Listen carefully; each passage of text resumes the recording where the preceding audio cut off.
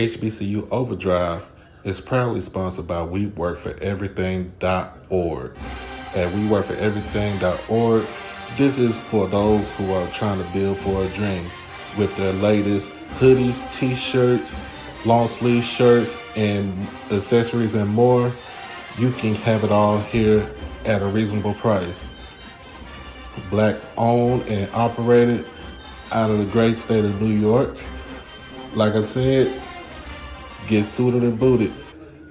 Check it out at WeWorkForEverything.org. Peace.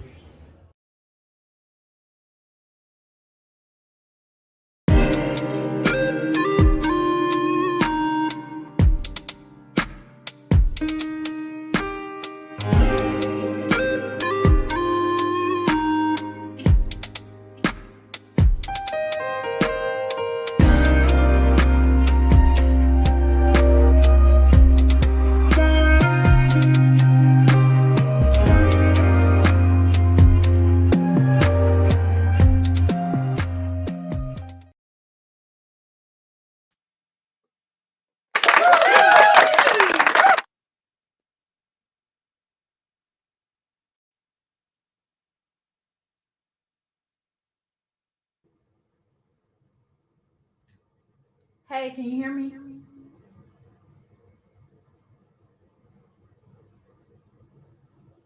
We can't hear you, dog.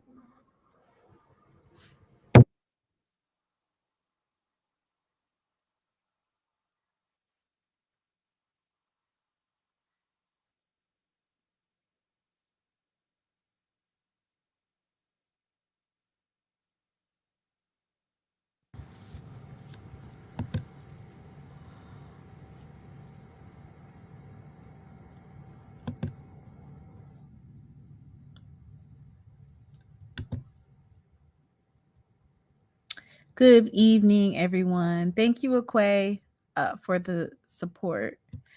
Good evening. We're just waiting on Doc to put his microphone because we can't hear him.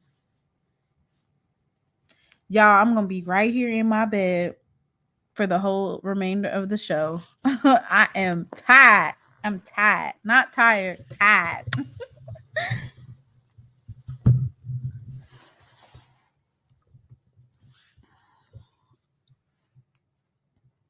We going old school right here. I got my old mic. Okay. Now y'all can hear me. Yes, we can hear you now. All right, all right. Oh man, so we had a ball today at SWAC Media Day. Um, I think it was actually what I thought it would be. Uh, Really? yeah. Some people I didn't get to, I didn't see, but I know they was there. BJ Jones from Inside HBCU Football. Um, AD Sykes was there today. So give a shout out to AD Sykes. We got Zoe up in the building. Hey, Zoe. We Of saw course, him today.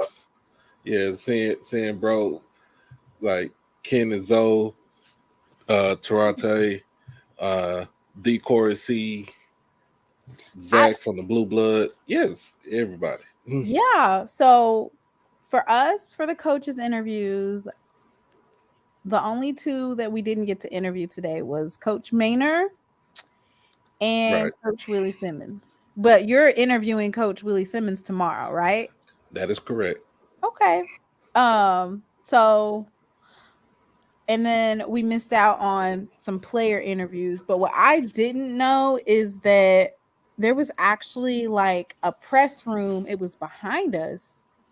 And that's where they were like asking press related questions in there. Right. I didn't know that they had that available. I kind of still like the way we had our little setup. So, um for me, I think that it exceeded my Good. expectations. Like I really enjoyed myself. I didn't know that it was gonna be this much work. This is my first time doing something like this, but I think that for our first time, you know, we literally do our podcast in our living room. You know what I'm saying? So for us to be able to go from our living room to this type of platform and be able to basically communicate and talk to some of the people that we do shows on and we give our opinion on every single Yeah. day, for us to be able to actually meet those people, that was awesome. And not just to meet the people, to actually know that they actually watch our show, especially my show, with yours too, but equally to watch our show and know who we are, um, and what we all about. Man, that speaks great wonders right there, y'all.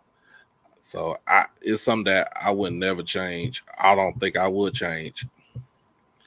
Uh, I will say so this, which it was interesting, and I had at least, I want to say, 6 or 7 people, and they were like, "Hey, you're she loves thee off of Twitter, aren't you? You that girl that be clapping back, huh?"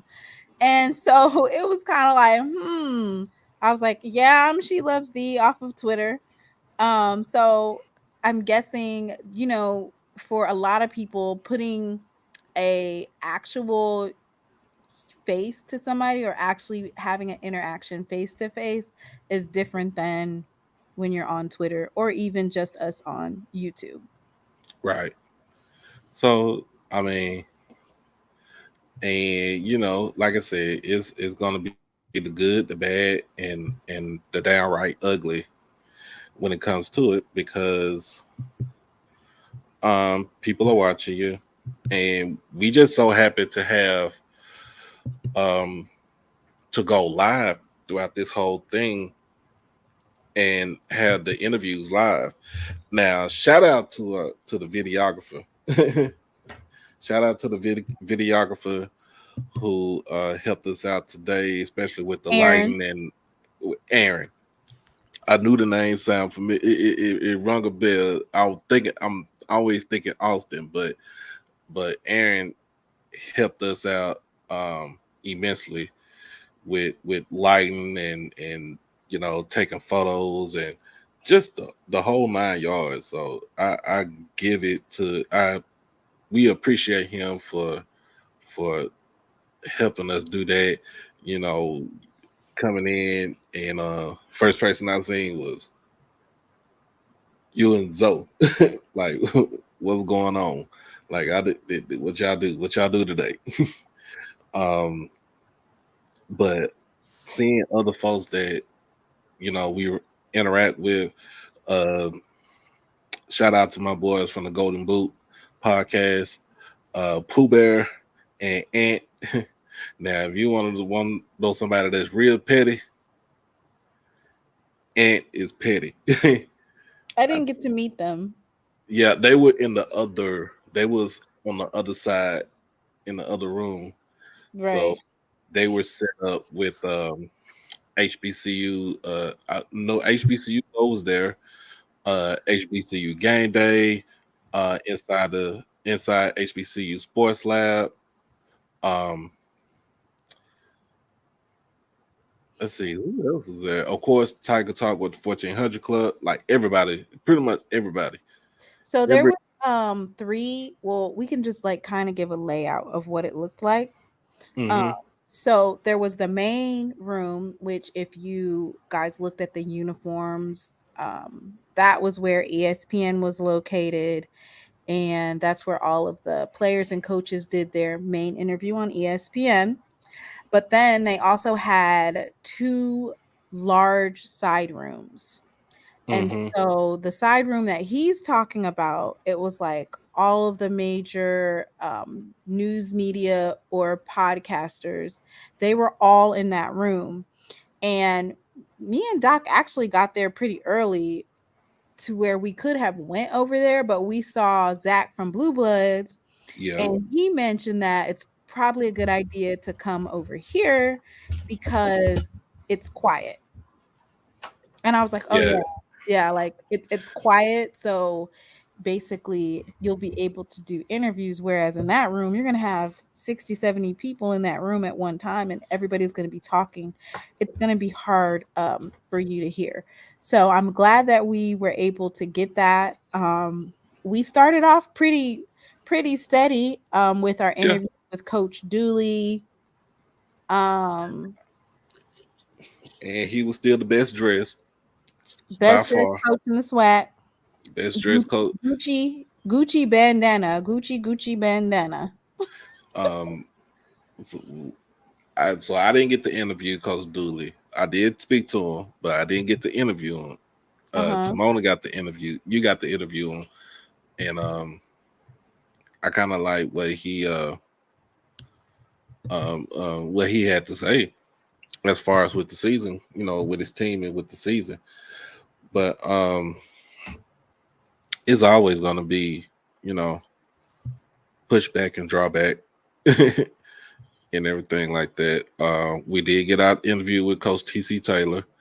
Um, I think we were both. I think we were both looking forward to that. That's what I say. Right, right. So I will say, like, you do have the opportunity to have several different interviews with coaches and student athletes, but Hmm. they're all on a time schedule. So for that, it meant like we basically got a chance to ask 2 or 3 questions, and then you had to like really be ready for the next. So that's one advantage that I can see to having like a sit down interview where you have longer, or even just doing like you're doing the interview with Coach Simmons tomorrow. Hmm. That particular you're getting ready to be able to craft your questions for longer dialogue. Whereas with Right. this one, it was kind of like, what 3 questions are you asking? Because they got to go to the next station. Yeah, it was one of them things. Like it was boom, boom, boom, boom. Like ask 3 questions, move on to the next. Ask 3 questions, move on to the next. And so the unique thing about what we did was because when it got there, she already had her stuff set up, and I was trying to get my stuff set up first. But just for people to understand, Miss Patrice, because she hit me up in a comment earlier, like you knew you could have went to go get some people, get some coaches to interview. I was like, well, I started doing that early while she was setting up, so that way we could get a good time frame for when they could come in. So that's the best. That's really what we was doing. So it was equal footing. Um, I my the good thing about this is that um there's a lot of representation there. It was a lot of representation. And so for us being new to this game and being, podcasters, you only you been 7, 8 months. I've been over a year, being close, over a year. We still learning. We it's like basically it's like a class for Right. podcasting. And we're And actually so on a faster learning curve than a lot of folks. right. We've been able to elevate our platforms. Like you said, I started after the exit of Coach Prime, and basically we've been working our way up, but we've actually pretty much elevated a lot quicker, and our learning curve has been a lot shorter. So I think that we did an amazing job for it being our first time um, going to an event of this magnitude.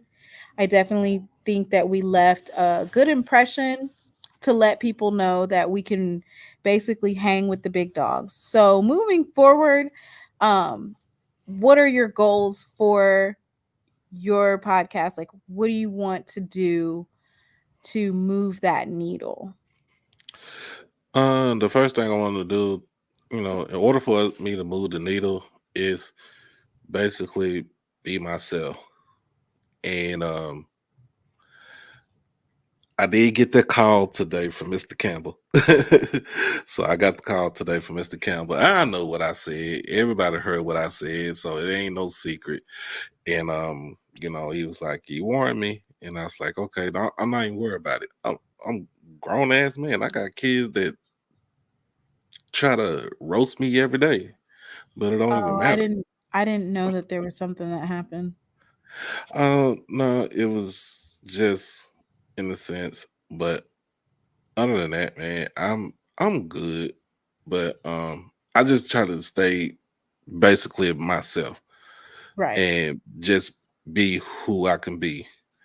Um, and So I those order, definitely we're also not gonna get into what he say because it was a moot point and it really doesn't even matter now. okay. I want to say like it just also depends. You can fill out and like for instance, our interview with Rob J, if you guys get a chance to go and watch it, that's one of the funner interviews because you know that Rob J, his personality, what he brings to the table, he likes to poke and prod, and he's fun. So we were actually able to let our hair down, if you will, um, when we were talking to Rob J, because we know that his personality dictates for that. Right. Um, so as far as like which one was the funnest interview, I'll definitely tag Rob J. Oh yeah. The interview that I was most like excited and giddy about was of course Commissioner McClellan. Just Yes. because Mr. Ford been hounding us for since the inception of Saturday Night Live. Hey, you need Hmm. to ask Dr. McClellan. I said, Mr. Ford or Commissioner McClellan, excuse me, you Mr. Ford. I went ahead and I asked the question. I hope that he goes back. I'm gonna probably clip the commissioner's interview between the two of us and just post it just as like a specific interview. Um, Hmm. but I think for us that speaks volumes that we were able to get that live interview and he was engaging with our viewers. Yes. Yes.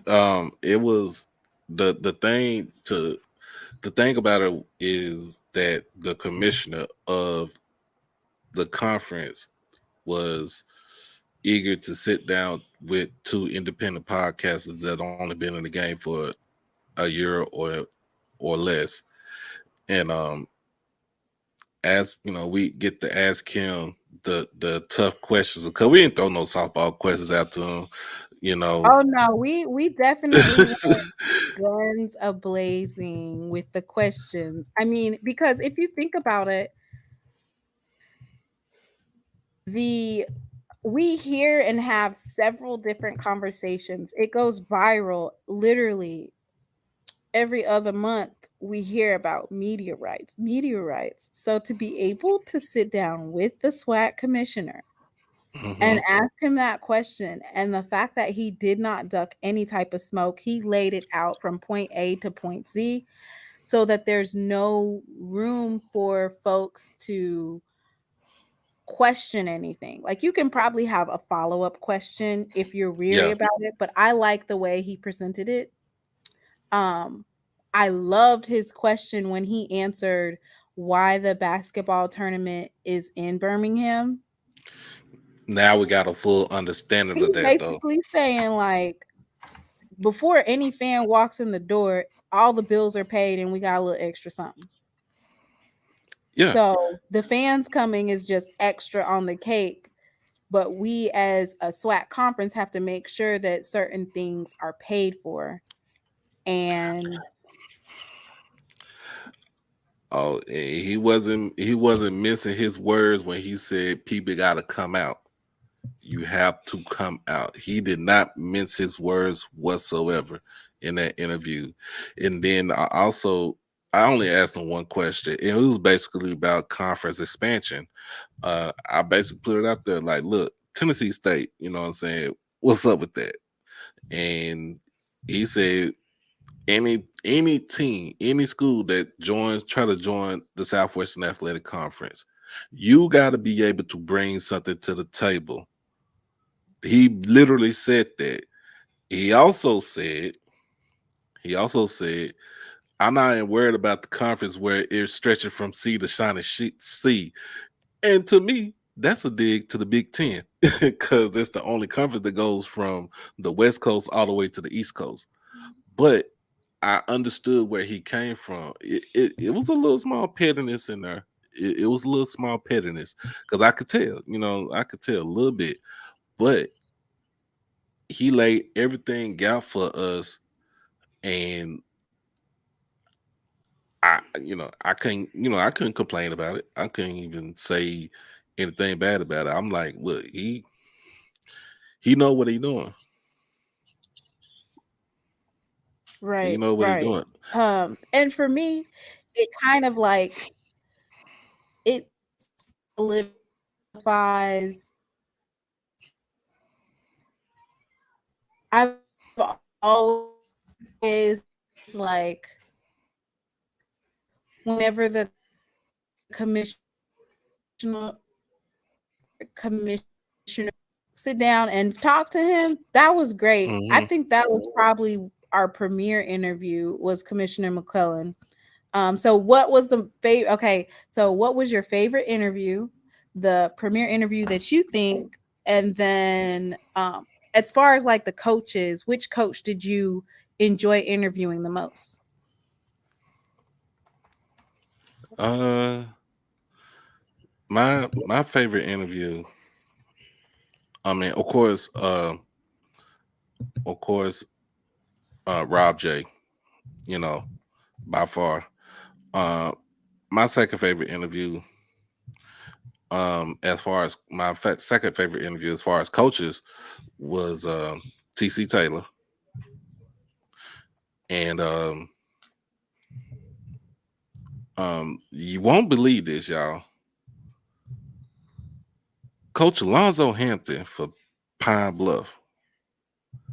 That man got energy, and he loves what he does for the school. I think every coach does. They love their school. They love what's how it goes, about. But he had big, he has big love for Pine Bluff. Um, it was let's see, another coach I like, Erob. Erob he was a good coach. He was a good coach to interview. Um, he ain't back down. He ain't duck no smoke. He did kind of duck a little bit of smoke when You I said when I mentioned homecoming, he was like, "Did I say that? You know, you said it. You said that you wanted to come to Jackson State to play during Jackson State's homecoming."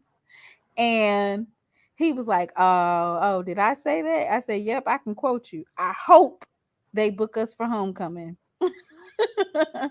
Yeah, I So did, and I told him, yeah, yeah, you he said that. tried to duck and dodge that one. I was like, don't be trying to duck that one. You said you wanted it, and now you're gonna get your dream.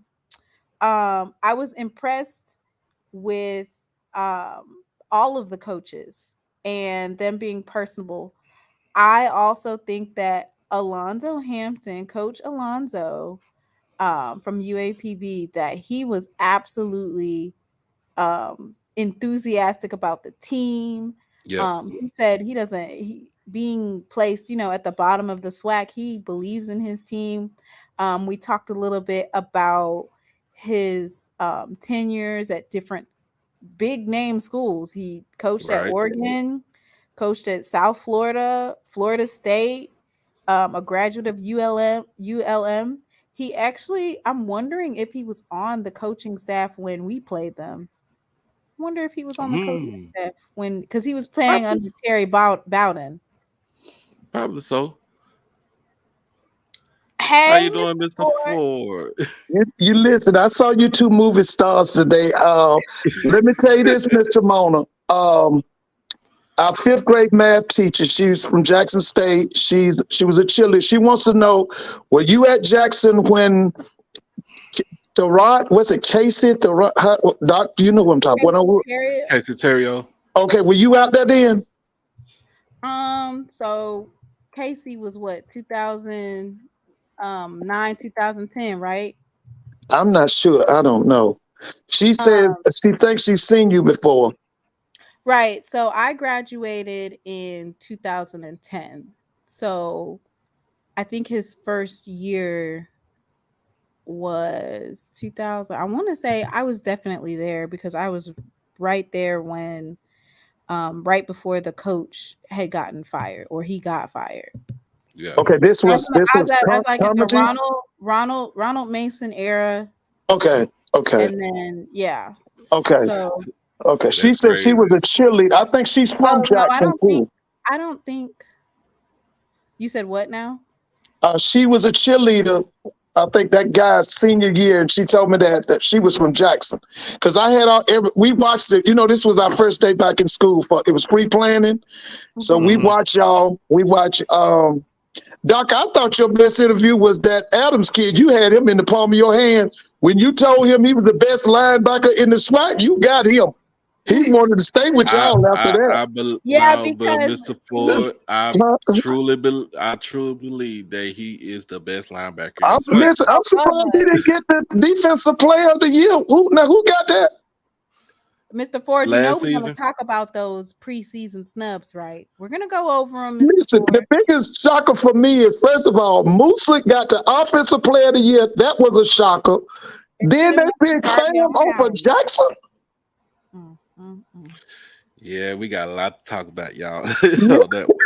we didn't even get a chance. I didn't even get a chance to look at the list or anything like that because we was in the room.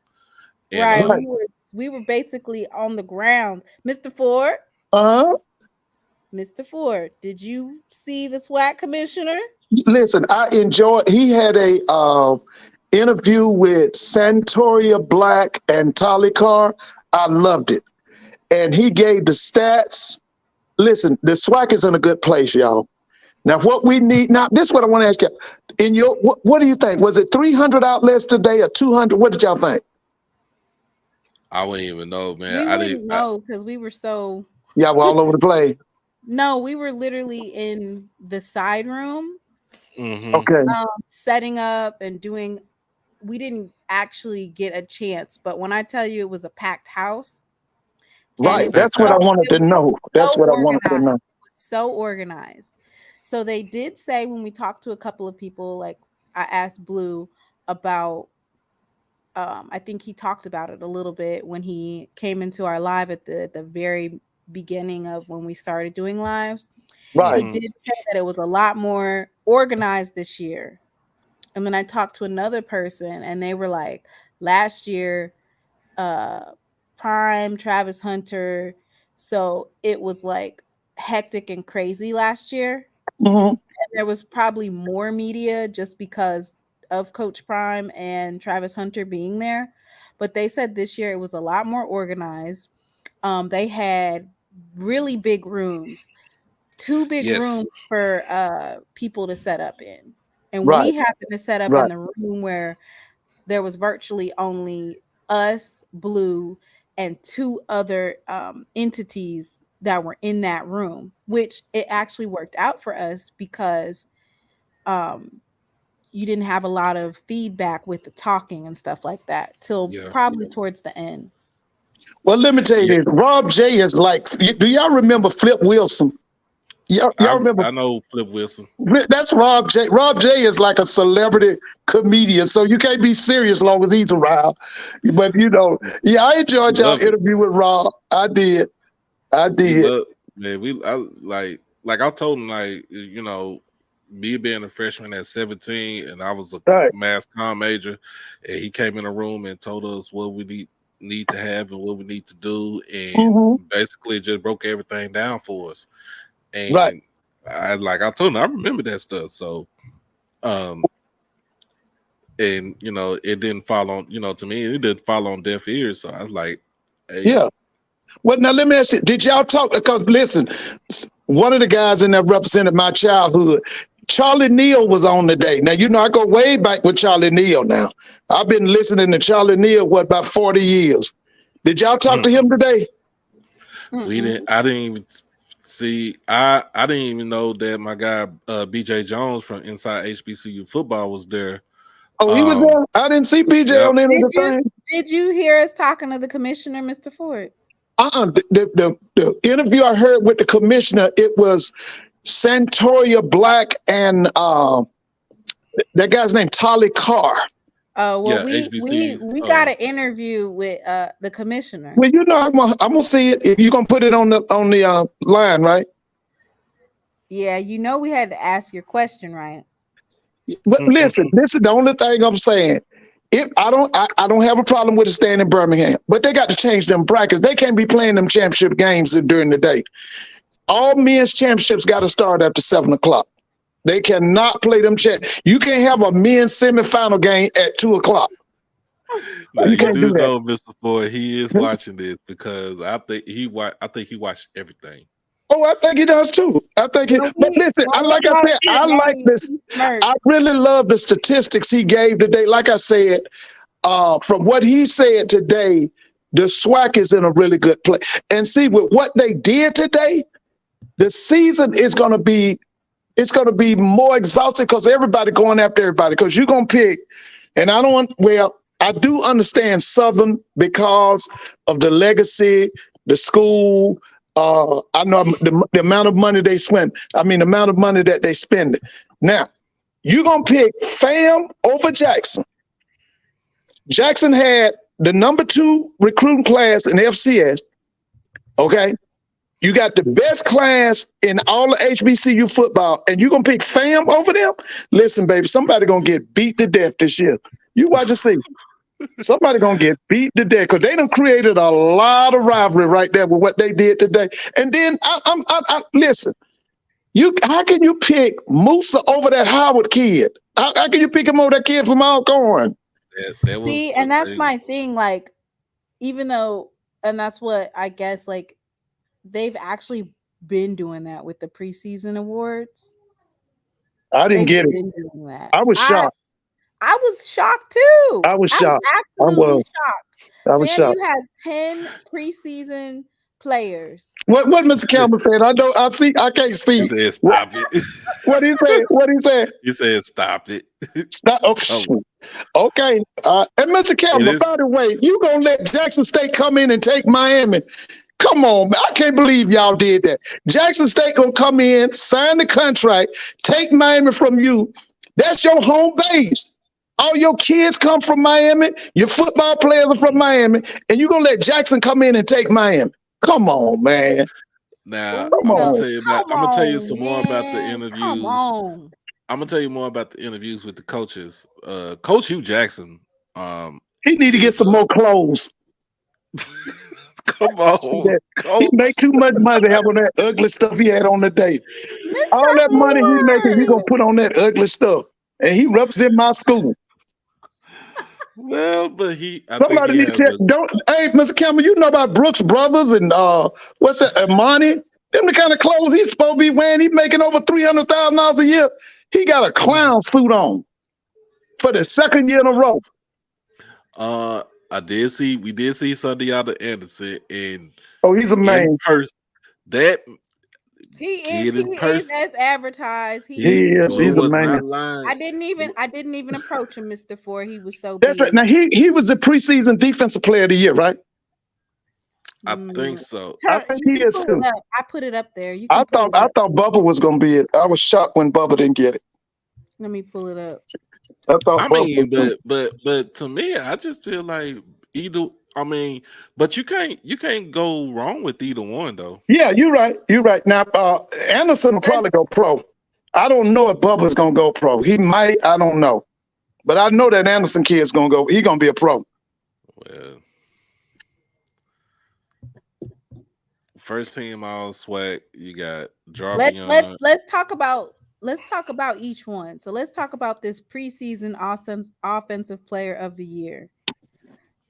Boy, they are talking Musa up, and you know what? This is his breakout season. Because this Being is a his non last season. right, but being non-biased, if we're gonna be non-biased and we're gonna talk about Jeremy Musa being preseason offensive player of the year, I you gotta see it. I gotta see it. from Yeah. those defensive ends, it's one thing to just be FAMU. Boy, them defensive ends gonna be trying to knock the sonic rings out of Yes, you. yes, The they are. linebackers, Yeah, you're right. They defensive put a line. bullseye on his back. Yeah, and the thing about this is though too, when I'm looking at is that, like I said, you cannot go wrong with either selection between Sundiata Right, and right. You're Bubba. right. And Bubba, So, yeah, you're right.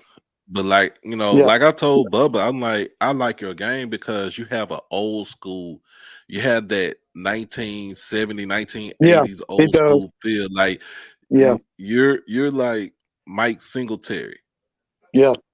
And he and strikes a lick when he get there too, baby. yeah, like that's some things that I like. And then with Sundiata is you got the height, you got the reach, you got the speed off the edge, you got the quickness, and you're strong as an ox. You Now, cannot go wrong. what's his size? He's 6'5" or 6'4"? 6'5", I think 250. But I Oh yeah. told Blue, I told Mr. Ford, I told Blue because Blue was sitting next to us, right? I Right. told him, I said, Blue, he looks 6'6", 6'7". That dude is Ooh, not 6'5". I'm 6'4". ooh. I'm 6'4". Blue has to be Blue like 6'3". And then I'm looking at Ken and Zoe. Ken and Zoe is 6'4" together. And I'm like, dude, that dude is not 6'5".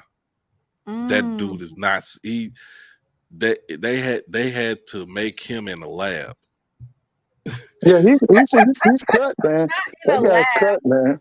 Like, no, literally. He reminds me of what's a defensive end that I like that was successful, that was his size. He What about Greg reminds me Ellis? Does he look like Greg Ellis?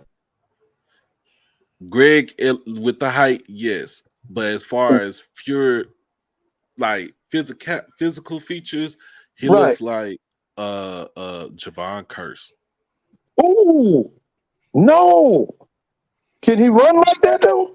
I don't know. I mean, he could probably. I hope he could run like that. But I But ain't saying Javon that he was can sub run. 4'4" in the 40. I ain't saying that he can run like Javon Curse. But I'm saying like his physical Ooh, feature man. is like Javon Curse. You know, when he was in college, Spurrier made him run with the wide receivers. Oh yeah, because They he was didn't let that him damn run with the fast. linemen. He had to run with the wide receivers. Uh, uh, what's I'm getting ready to another? do a poll. I'm getting ready to do a poll. Get the poll going, and I'm gonna Okay. do one too. Did Jeremy Musa deserve offensive player of the year?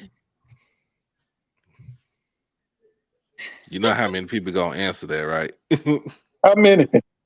Everybody Everybody goes. should in the chat. Everybody should answer and give their Oh, opinion. We got 102 people on this side, and you got about 100 folks on yours. You should do a poll. It take 2 I'm seconds. gonna do I one. was just shocked today when they announced that. I was shocked. Hey, I Coach was. Green gave us a big shout out today too. Oh, he did. What He did. he was in Birmingham.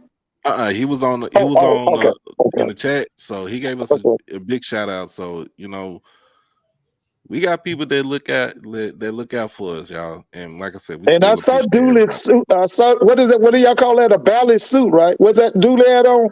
He had Man, Gucci on. yeah, Gucci. Yeah, we Gucci. That's saw like that. a I three, saw four with the thousand ascot dollars. and all of that. Yeah, that Gucci on. I didn't call Yeah, him yeah. Ascot Dooley today. You did.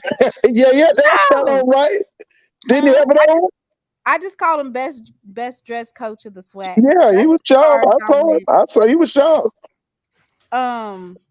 So I wanted to talk a little bit before we delve more into these SWAC team, first team offense. I want to commend the SWAC Media Day and for the organization. So basically in the morning, check-in started at 9, Right. and we just would basically, we went in, went to the table, gave them our name. They had all of the sheets printed out basically for who is registered, and then you get a media pass. Right.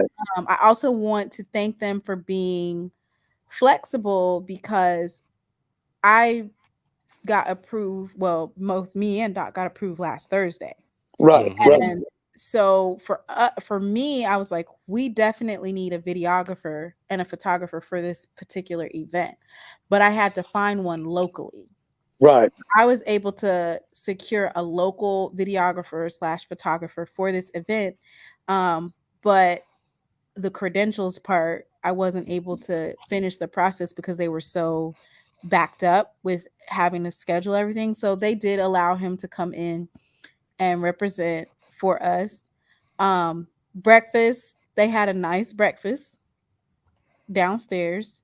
Yep. The lunch that they had, I think they had chicken and then barbecue pulled pork, like a house salad, cornbread, coleslaw. I didn't have any of the coleslaw, and then green beans. So the green beans did have bacon in it. And by the time I got there, that's all that was left was the pulled pork. But it did taste good. So they did have like a catered meal for everybody, for the media, the coaches, and the athletes. Delicious meal. And you were able to go in there and eat at your leisure from around 12 to 1:30 or whatever. You were able to go in there. They had tea and water, and so it was really nice. I really enjoyed myself. Well, let me ask this question. Now, next year, y'all gonna cover the MEAC and the SIAC and the CIAA, right? Who? You and me. Doc. You mean like go there? Yeah. No, I won't. I won't go to the MEAC. Why? If I look at my analytics for who is on my show, Right. 70% of my subscribers are either from Mississippi or like The SWAC. the SWAC. So it wouldn't. I thought somebody named MEAC Mike. He's on that every time you open your mouth. Isn't he on it? He's one Isn't it right? person. We're talking about like to have a base. Like I don't think that I would be able to make impressions because my podcast focuses on SWAC with an emphasis in Jackson State. So I don't think that we have enough support. Now that might change, but as of right now, we really don't have that type of support in the MEAC. But Doc, I can see you coming to Atlanta, Doc, for the SIAC. Man, I would. Yeah, you know what? I would come to Atlanta. Mr. Ford, okay, so me and Doc basically did a fundraiser from, what did we do? Friday, Saturday? Thursday. Did we do it Thursday, Friday, Saturday? Because I started Thursday. Mr. Ford, For a we little did bit. a fundraiser Thursday, Friday, and Saturday to cover our expenses. It's expensive to travel. Some of these folks, when I figured out what they be doing, I was like, ain't no way. So this is what folks do to save money. They literally drive the day of, and then they go home after. So there was a lot of folks that got up at 5 o'clock this morning, drove here from like Jackson's 3 hours away or Alabama. They literally drove here today, stayed all day, and then after they finished, they went home. So what does that mean? The only thing they paid for was gas. Okay. No hotel, no nothing. Right. So for me, I had to get first of all, I was like, I don't even want to drive. I don't want to drive. Flights were like almost $400 because I got notice on Thursday. Right. And then I was like, I was going to drive. Then when I saw it was like 6.5 hours away, I was like, dang, if I drive, I'm going to be tired. And on top of that, they were charging like $28 to $38 a day for parking. So that's already out the gate. That's expensive. and plus gas. So I went and got on the train. Oh, okay. I got on a midnight train to Alabama. All right. Were you Amtrak? Was it Amtrak? What did you? Yes, I got on the Amtrak. train. Okay. And I got on the train because it was gonna cost the same amount that I spent to drive and be tired and pay for parking. It was gonna cost roughly the same. Right. I was able to take like my equipment onto the Amtrak. With flying, I don't even know how would I do that with flying, like checking in my big banner that I had. Like I don't know if you You saw got to that talk. banner. You know who you need to talk to? You need to talk to Ken about that. You know, he be flying it like almost every other weekend. Yeah, so you got to take all your equipment with you on the plane. Mr. Ford, Huh? I drove 9 hours. We drove 9 hours from Texas, from Dallas. Oh yeah. Yeah, we got in like almost 5 o'clock this morning, Okay. and I'm burning the. I was burning it up, y'all. Like I know it. That's 20, right? What were you on Interstate 20? Interstate 20 the whole way Interstate through. 20.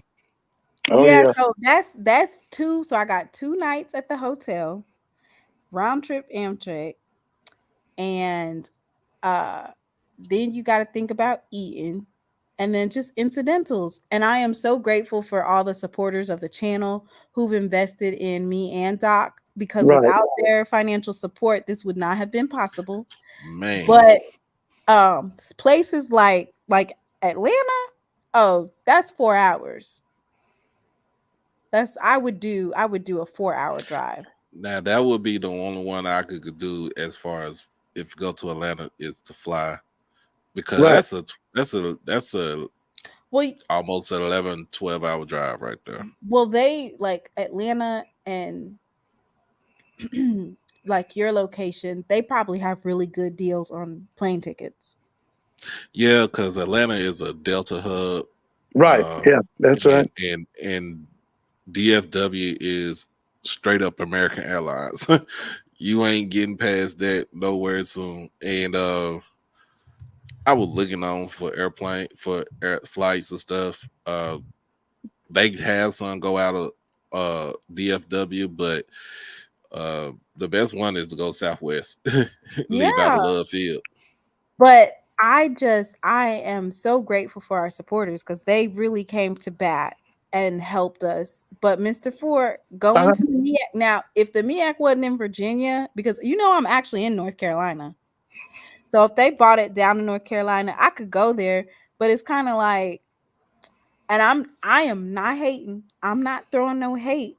I'm just I'm reporting what was reported to me when I asked someone who went to SWAC Media Day, and I asked them which one was better. They said the SWAC was better. Oh yeah, I agree. And let me do some hate, Mr. Campbell. I still want to know how y'all gonna let Jackson State run y'all out of Miami. That's the thing named after you, OBC in the Orange Blossom Classic, and y'all gonna leave and give it to Jackson State. Mr. Campbell, give me an excuse for that. How can you do that? I need to hear an excuse. You're gonna give Miami to Jackson State? Come on, Mr. Campbell. What excuse you got now? Ooh. Oh man, let's continue this. So he can explain it. Yeah, what excuse you got for that? You're gonna let them run you out of Miami? But it's not a for sure thing yet, right? I thought y'all signed the contract. Aren't y'all gonna be there the next 3 years? Here, let's just wait until it comes Jackson State. Didn't Jackson State sign the contract to be in Miami the next 3 years? We have signed our contract, but it's not a for sure that FAMU's not going to be there.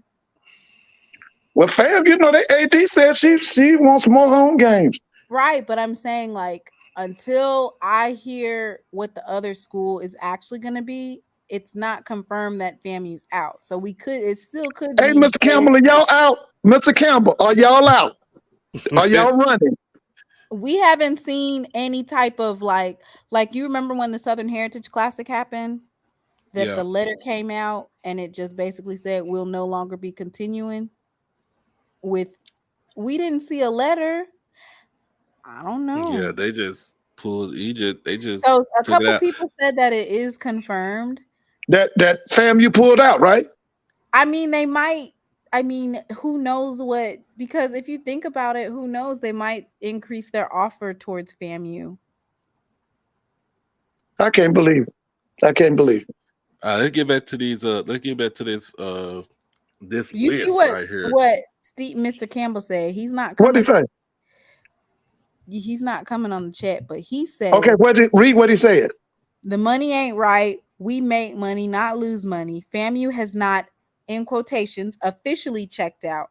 Have you seen FAMU lawyers say that? So once your AD said it. Your athletic director, doesn't she speak for the athletic department? What's her name? What Tiffany Dawn Sykes, right? Is that right, Doc? Yeah. She said it. She pulling them out.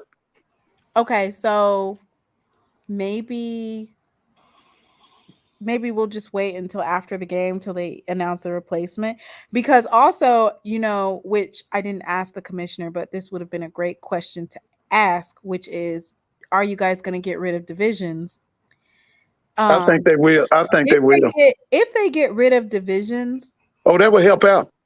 I would think that FAMU would be more, because they've been on such a bad losing streak, and basically Jackson State, winning or losing with Jackson State is the determination on whether or not they're able to win in the East, right? So if the thing is, if you get rid of divisions, you guaranteed to have the best two teams in the SWAC championship every year. Right. So the last 2 years, the SWAC championship should have been FAMU versus Jackson State. That's the last 2 years. So I think they'll get rid of the division. That will make the championship game more competitive. I think that would, but I also think that FAMU would be more receptive to possibly staying in Miami. It's one thing to lose to Jackson State, and if it's just no divisions, you still have a chance to make up for that loss at the SWAC championship. It hasn't been vice versa for over 20 years, but just so that I'm not biased, I'll say it in that way, in that retrospect. If they get rid of divisions, whoever loses in some of these big games, it's not going to determine the rest of the season. Right. That's right. That's right. That's a good thing. It's the first game for, the regular season. This is going to determine SWAC East right here. Right. It usually determines the SWAC champion. The last 2 years, whoever wins the Orange Blossom Classic wins the SWAC. That is true.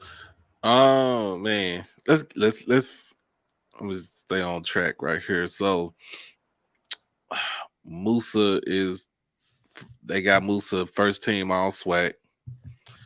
This is just preseason, y'all. So anything can happen when the season comes about. That's true. Jarvion Howard from Alcorn, that's one running back who we interviewed him. I like his perspective on everything. Donovan Eaglin from Alabama A&M. Oh, I like him too. Another running back. I like him too. Yeah, big transfer bruiser. from Michigan State. Mm-hmm. Yeah, that boy can play. Then you got Jalen Goss and Cam Colvin. On the Goss will get a shot at the NFL. Goss gets a shot. I like Colvin too, but Goss will definitely get a shot at the NFL.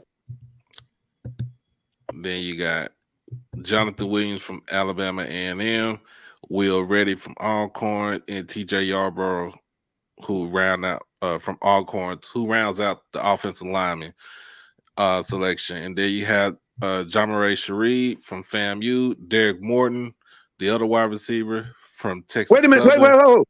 You talking about that little boy? Wait a minute. He's first team? Yeah, they got him. They named That's not No. Wait a minute. The one they call K-Dot? You talking about that little wide receiver? Yep. They got in on somebody like him. No, man. The wide receiver's better than him, man.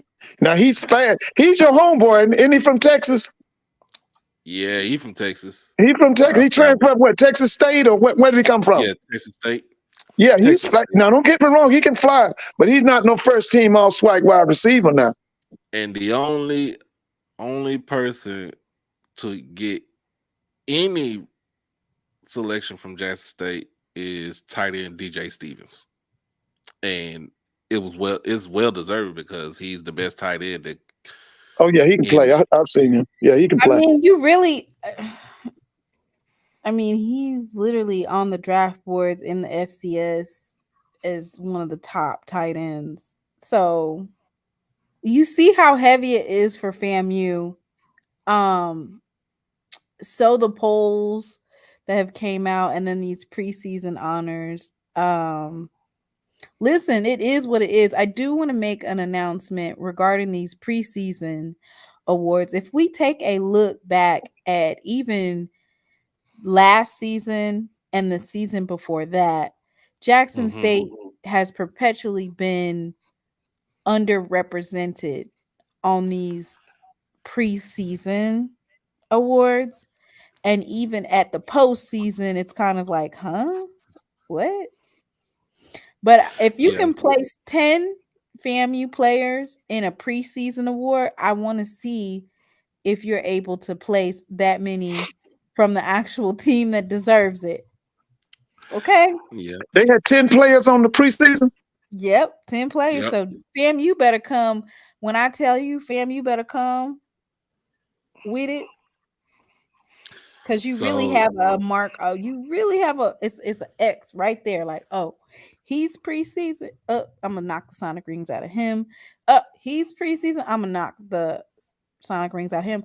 Oh, he's supposed to be preseason defense. I'm gonna juke him and break his ankles. Like, it's not. It's cool. It's cool. It is what it is. So Doc, you didn't read the defense yet, did you? You just read the offense, No, I'm right? about to read it now. Y'all just read the offense. Okay. That's first team, y'all. First team offense. Okay. So first team defense, Malachi Bailey from Alcorn. Saw him today. We didn't He's get a chance to boy. interview him. Yeah, bad boy. He a big dude bad too. Boy. Not as tall, but he's a big dude. Sonny nice. Anderson from Grambling. We already told y'all the man looked like he was made in a lab. He's a pro. He's a pro. Yeah, he's a pro. Taj Brown from Southern. I got to check out. I remember him. I remember him last year. He was tough. I remember him. And Zarion Hayes from Alabama. Yeah, he's tough too. He was there. Yeah, he was at Media Day too. He's from what's that school? Appalachian State. Yeah, went to Appalachian State. Yeah, he's tough, man. Linebackers is Bubba Adams from Alabama State. Oh yeah. Hey man, that kid, he gonna be something, like, for real. I'm telling y'all. Oh yeah. Like, Lewis Matthews from Grambling, he was here. He can play. He can play too. Yeah, I know him. SWAC Media Day. So and Isaiah Major, and I think that's Isaiah's tough. I would have said Isaiah Major, other than Javon Morgan from FAMU, but hey, you can't go wrong with either one. What position is Javon Morgan? Javon Morgan is either a corner or safety, but I know he played defense. What's it? That's not the kid from Texas A&M, is it? No, you thinking of what's his name? But kid came in last year from Texas A&M for safety. Jordan Moore. Yeah, that's who I'm talking about. Yeah, yeah. Then Amari Hill Robinson from Thune-Cookman, he was here today. He can play. I've seen him. Yeah. He can play. Yeah. I've seen Javon him. Morgan from FAMU, he was here today. What's his name? Oh, Javon Morgan. Okay. Jordan Carter from Southern, and that's the transfer from Bowie State, y'all. Yeah, he can play too. I've seen him. I saw him at Bowie. Yeah. Let's go down again. Go down. Okay. And then Kendall Bowler from FAMU. Oh yeah, I saw him last year. He was tough. He came on about the last 6 games of the season. He had a brother last year. Yeah. The brother was shorter. The brother was named BJ. BJ, yeah. That's right. That boy came on. Kendall really came on at the end of the season last year. Right. Yeah. Then you got for place kicker, first team specialist place kicker Joshua Griffin from Southern. Jimmy Isles from Grambling is the punter. Return specialist Darnell Dees from Bethune-Cookman, who's good too. Mhm. And long snapper is Jason Longcourt from Alcorn State. Now, we did get a chance to talk to Coach Fred. I did. We interviewed Coach Yeah, Fred I saw McNair. you. I saw you. I did. I saw you. I saw Yeah, that. Yeah. we asked, asked he addressed the issues at special teams, and he went ahead and said he did that. So Right. that's a good Right. thing right there. Second team offense, all SWAC. Number one, Andrew Body from Texas Southern. Great kid right there, Yeah. y'all. Great kid. He was movie star looking today. Hey, Yeah, we got He to, was movie star looking interview today. them. We got to Huh? interview. We had a chance to interview Andrew Body and Yeah, I saw it. Somebody else. I saw him with the shades on and looking like he's supposed to be in Hollywood. I saw him. see, Yeah. his teammate, Ja'Cory Howard, the running back, big guy, bowling ball, 6'1", 230. Yeah. The other running back, Ahmad Antoine from Prairie View. Yeah, he was there today. He was we there. interviewed. Yeah, we had I interviewed saw both that. of him. Yeah. Good kids right there. Eli Fields from Southern, offensive lineman. Arrington Taylor from Prairie View. Ryan Atkins Frazier from Pine Bluff. Robert Alston from Alabama State. And Matty Torrance from Texas Southern. They round out the offensive lineman. Lyndon Rash from Grambling State. He got robbed. Rash got robbed. He got robbed. Marcus Riley for FAMU, who's the other receiver, and then tight end. That's a kid from Bethune-Cookman. And then the tight end is Kamari Young from FAMU. Yeah, he's tough. I think he's from Tallahassee. He went to one of them local high schools. Second team all defense, Kelby Givens from Southern. On one D lineman, Michael Atkins from Texas Southern, Kendarius Clark from Pine Bluff, and Gentle Hunt for FAMU. I would have said move Gentle up, but yeah, I like Gentle too. He had a really outstanding freshman year. Right. Linebacker is Jalen Carter from Southern, Rico Dozier from Pine Bluff, and the last linebacker is Terrence Ellis from Alcorn, which is, hey, that's saying. And it's crazy because Pine Bluff got more representation than Jackson State on here, but we ain't gonna say nothing about that. So the DBs, one on one side, one on the other side. Adrian Maddox from Bama State on one side, Kel Jackson Jr. from Bama State on the other side. I call them the no-fly zone. That's what they are. Kevin Thomas from Grambling State and Kristen Davis from Southern rounds up the DBs. And then your specialists, who we got for specialists for second team? Oh, you want me to pull it down a little bit more? Yeah, pull it down a little bit. All right. So Anthony Turnage, who's place kicker from Mississippi Valley. The punter is Robins Beauplain from Southern. Return specialist Sean Xavier Lewis from Texas Southern, he's good right there. And long snapper Braxton Blackwell from Southern University. So out of everybody on here, FAMU did have the most representation. They disrespected Jackson State because they feel like everybody left out, but they just, what TC say? They don't know. They don't know. They don't know. They don't know. So the more you're gonna find out. Yeah, they don't know.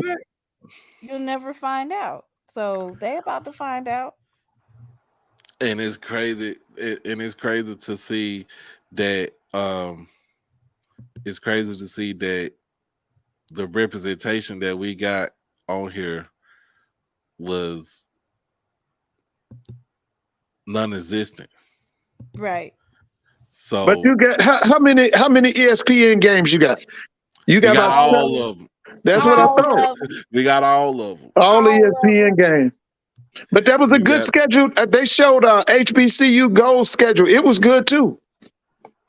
It was a yeah. good schedule. I'm gonna pull I that up because Yeah, I pull talked that that up. to just speaks to it. Like, I talked to a representative. Me and Ken, we talked to a representative for HBCU Go. We told her that we love the production. We just Oh want yeah, more, yeah, they do a good job. get one more game to go, you know what I'm saying, to go along with it. I That's what think they're we, doing 5 homecomings, right? How many homecomings they do? They're doing about 5 homecomings. ooh, I got to see that schedule there. Yeah, I'm they gonna got about pull that 5 home. I know they got Alabama State is hosting Tuskegee. They got that homecoming, and I know they got about 5 homecomings. ESPN said we want all the games. So Jackson's on every week. ESPN Plus for the majority of them, but Yeah, that's what I basically thought. we don't actually get an opportunity to be on HBCU Go platform, which Right, I that's absolutely secondary. love Yeah, the HBCU platform, We told HBCU her Go we love it. platform, yeah. but we didn't have an opportunity to get on there. But we also are on every last one of them. They picked up every last one. Can you pull that up?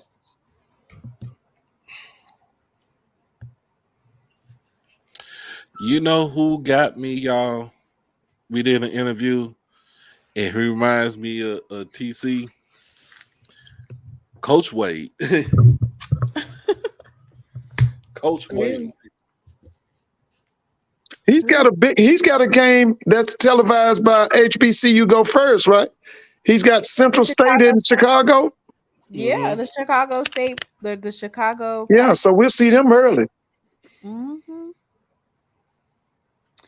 So can you make it bigger? Yep, I got you. And then just quickly, I wanted to say thank you to Mr. Anderson, Miss Amber, and Mr. Ronnie Jackson for your donations. Thank you so much. They are greatly appreciated. Um, the powerhouse in Jackson State has not stopped. No, it No. ain't. People can leave, but and when I say leave, I mean like the exit of our former coach, and they just thought that everything was going to return back to normal. But like you pointed out logically, Mr. Ford, having Mhm. the number one class in HBCU um, with transferring, and then also realizing that each team, with the exception of probably Alcorn and Grambling, bought in more than 40 players. Oh yeah. So Jackson State bought in about 65. Mm-hmm. I think that our Coach Wade, said he bought in about 60. Mm-hmm. Alonzo Hampton bought in about more than 50. As Yep. with Coach Woody, he bought in more than 50. Hey, did y'all meet him? Did y'all meet Coach Woody? Yeah, we Got did an his interview interview with too. him. Yeah, he seemed to be. I watched him. I don't know if it was yours or somebody's interview. He seemed to be a football man. He seemed to be very smart too. You know that he was one of the number one recruits in one of those FBS divisions. Oh, he was. Yeah, he was. I have to look up the exact one because I don't know which conference he was in, but he was dubbed like 2000. I think want to say in one of those years he was dubbed like the number one recruiter for the FBS. So I didn't think that he would have an issue recruiting Right, right. for Bethune Cookman, and then um, it's a beach. Oh yeah, I've been to Daytona Beach. It's Like gorgeous. It's gorgeous. I would be highlighting the Yeah. fact that you literally live off of a beach. Yeah, the Oh, it's gorgeous. hurricanes And the might be campus is not concerning. that far from the beach. It's 26 miles of beach. Man, what you mean? I Yeah, could be it's on the 26 beach. miles of beach. I've been to Daytona. Hmm. Yeah, Now I But was listen, there. let me ask, how long y'all think it's going to take him to turn around Bethune? Because see, I remember just a few years ago, Bethune was kicking behind under that, what that man was named, Jenkins. They were Yeah, beating up people. probably like 2 years. I Probably say give about him 2 two years. years. I say give him 2 years. Yeah. Yeah. And then, there's like for Eddie Robinson, he kind of said that he wanted to be, he's always going for the SWAC championship. But for his first year, he did pretty good. Yeah. Yeah. And especially without having an offense. He had no offense last year. Right. I commend all of the coaches, at SWAC Media Day, but I still believe, and it's not with delusion, it's with just using common sense, that the main theme of why Jackson State was winning as an excuse of others was that we out talented the SWAC. Now that's So true. That was true, right? That's true. I mean, if that's the excuses, that we out talented the SWAC based on the numbers alone, and then No, I no. don't. Look at the people y'all put in the pros. Y'all did have more talent than everybody. But I Look at the also people you had. can we talk about the pros or the pros that went that were already on the roster? Wait a Dalen minute, Mr. Baldwin, Baldwin. Wait a minute now. Dalen These Baldwin was wait a minute. already Wait a at minute. Jackson State. These last 3 years now, y'all brought in some big time players. No, I'm talking about the ones that actually went to postseason or like went to the professional leagues. There's a couple of them that we can name, and Dalen Baldwin is one of them. Yeah, yeah, yeah. I remember that. Mhm. Already That's there a at kid Jackson. from Morgan State, right? Yep. No, And is it? yeah, he went to Morgan State, And then transferred he to went to Jackson, and then he went Michigan to or something. Michigan. Michigan, Yeah, yeah. he went to Michigan. He was But from Detroit, wasn't he? Where was he from? Yeah. no, he's from that Michigan area. I know Michigan. he's Okay, close to okay. home. Yeah, I But remember. He when was tough. Prime came in, there was like there was some, kind of like the way it was explained was his scholarship was cut or something like that. Who was But that? Baldwin? yeah, there was something that happened with his scholarship with regards to whether or not he'd be returning, and so then he just decided to leave altogether. But Dalen I thought he Baldwin was was on. going back home. I thought the reason he left was he was going back home. No, I think the reason why they got the reason why he got a scholarship cut was because he had already graduated, and I think Prime needed to use that scholarship for somebody else, and he didn't want to Oh, give him a half Like scholarship. probably trying to give him a half because he wanted to make room for his players. Mhm. And so Dalen didn't like that. But basically what I'm saying is Dalen is in the NFL right now. who's he with? Cleveland? Is that Yes. Cleveland. And, He's still and with they Cleveland? Cleveland. just That's came right. out with an article that he's taking first team reps. Oh, he is? Yep. They just came out with that article that he's taking first team reps. Mhm. CJ Holmes, he plays for the Guardians. Yeah, Or is of the it XFL. XFL Guardians? CJ Holmes Mhm. was, and Warren Newman plays for The New Jersey Generals for the USFL. USFL. Right. CJ Holmes was already at Jackson State. Warren Newman was already at I read Jackson. Jackson State. Yeah. So Keith, well, I'm about to say Keith Corbin, but he transferred in that first year with Prime. So I was What was his name? What was his name again? Keith Corbin, I remember. Now, what position? wide receiver. And he my was from point where? is that there was some diamonds in the rough that was already on the team and the squad. They just needed Yeah, that. that were. But Mr. Mona, listen, we got to. I'm gonna admit now, y'all. Listen, them last 2 years, y'all had better talent than everybody in the SWAC, and a lot of them boys came in with Dion, and nobody else could deal with them.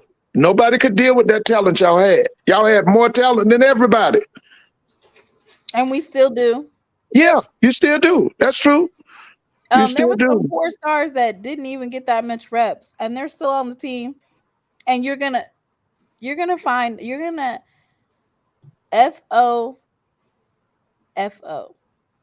No, FOAFO. I can't say what that stands for, but y'all know what it means. Y'all gonna find out. they're still on the team, and then just we added to it, like still got 4 stars on our defensive line. Oh yeah, without a Still doubt. got 4 stars in our wide receiver room. Right. Mm-hmm. Best quarterback room in the SWAC. So it for us, preseason doesn't matter. All those Jackson State players that if you feel like you were snubbed or you feel like you didn't get your just due, all you got to do is hold up. They haven't gotten their second set of rings, for the SWAC championship, but just hold your rings up. Oh yeah. At least they're not Just hold class your rings rings up. like Trey Like Oliver Howard, told Howard. like them Bisons, baby. Like them He said them Bisons. class. He said those class rings. Boy, The class rings. I still can't get Yeah. past that, y'all. I'm Hey Doc, they I'm love you over big- there in DC, man. You know they'll love you in SWAC country. They'll man. love you over there.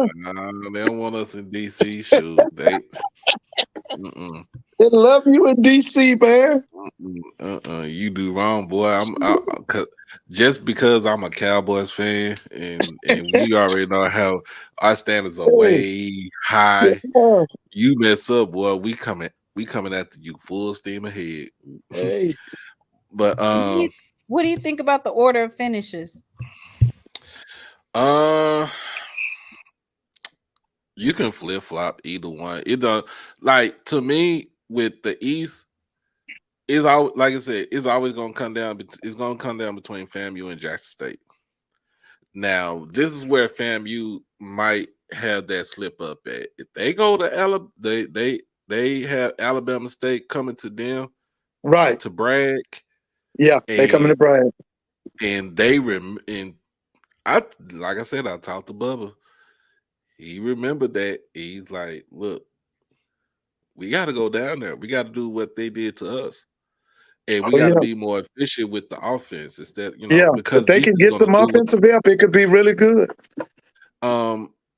So and then too, like Jawan said in the interview, Demetrius Davis was a freshman because he was like a true freshman. He didn't play a snap when he was at Auburn, so Right. he was Right. coming in like fresh leg and everything. So he was learning, like he was literally learning on the fly. But Did you ask Eddie about that new offense coordinator, the I Blues didn't get guy a chance. from I didn't get the the guy chance from to. Pike County? I didn't get a chance to. Right. I Okay. was we had asked him, I pretty much asked him about the offense, like what can he do to get the offense improved. But Right. they, like it is gonna starting point is always gonna be Demetrius Davis. But like I said, you can flip flop Jack State, FAMU from 1 and 2 in the East. It's always gonna be when Bama State go down to Bragg to play Florida A&M, And that's early. That's early. and it's early. Yeah. Plus, That's also early. Bama State coming to Jackson That's in October, for our right? home. That's in October the October. 14th for our homecoming.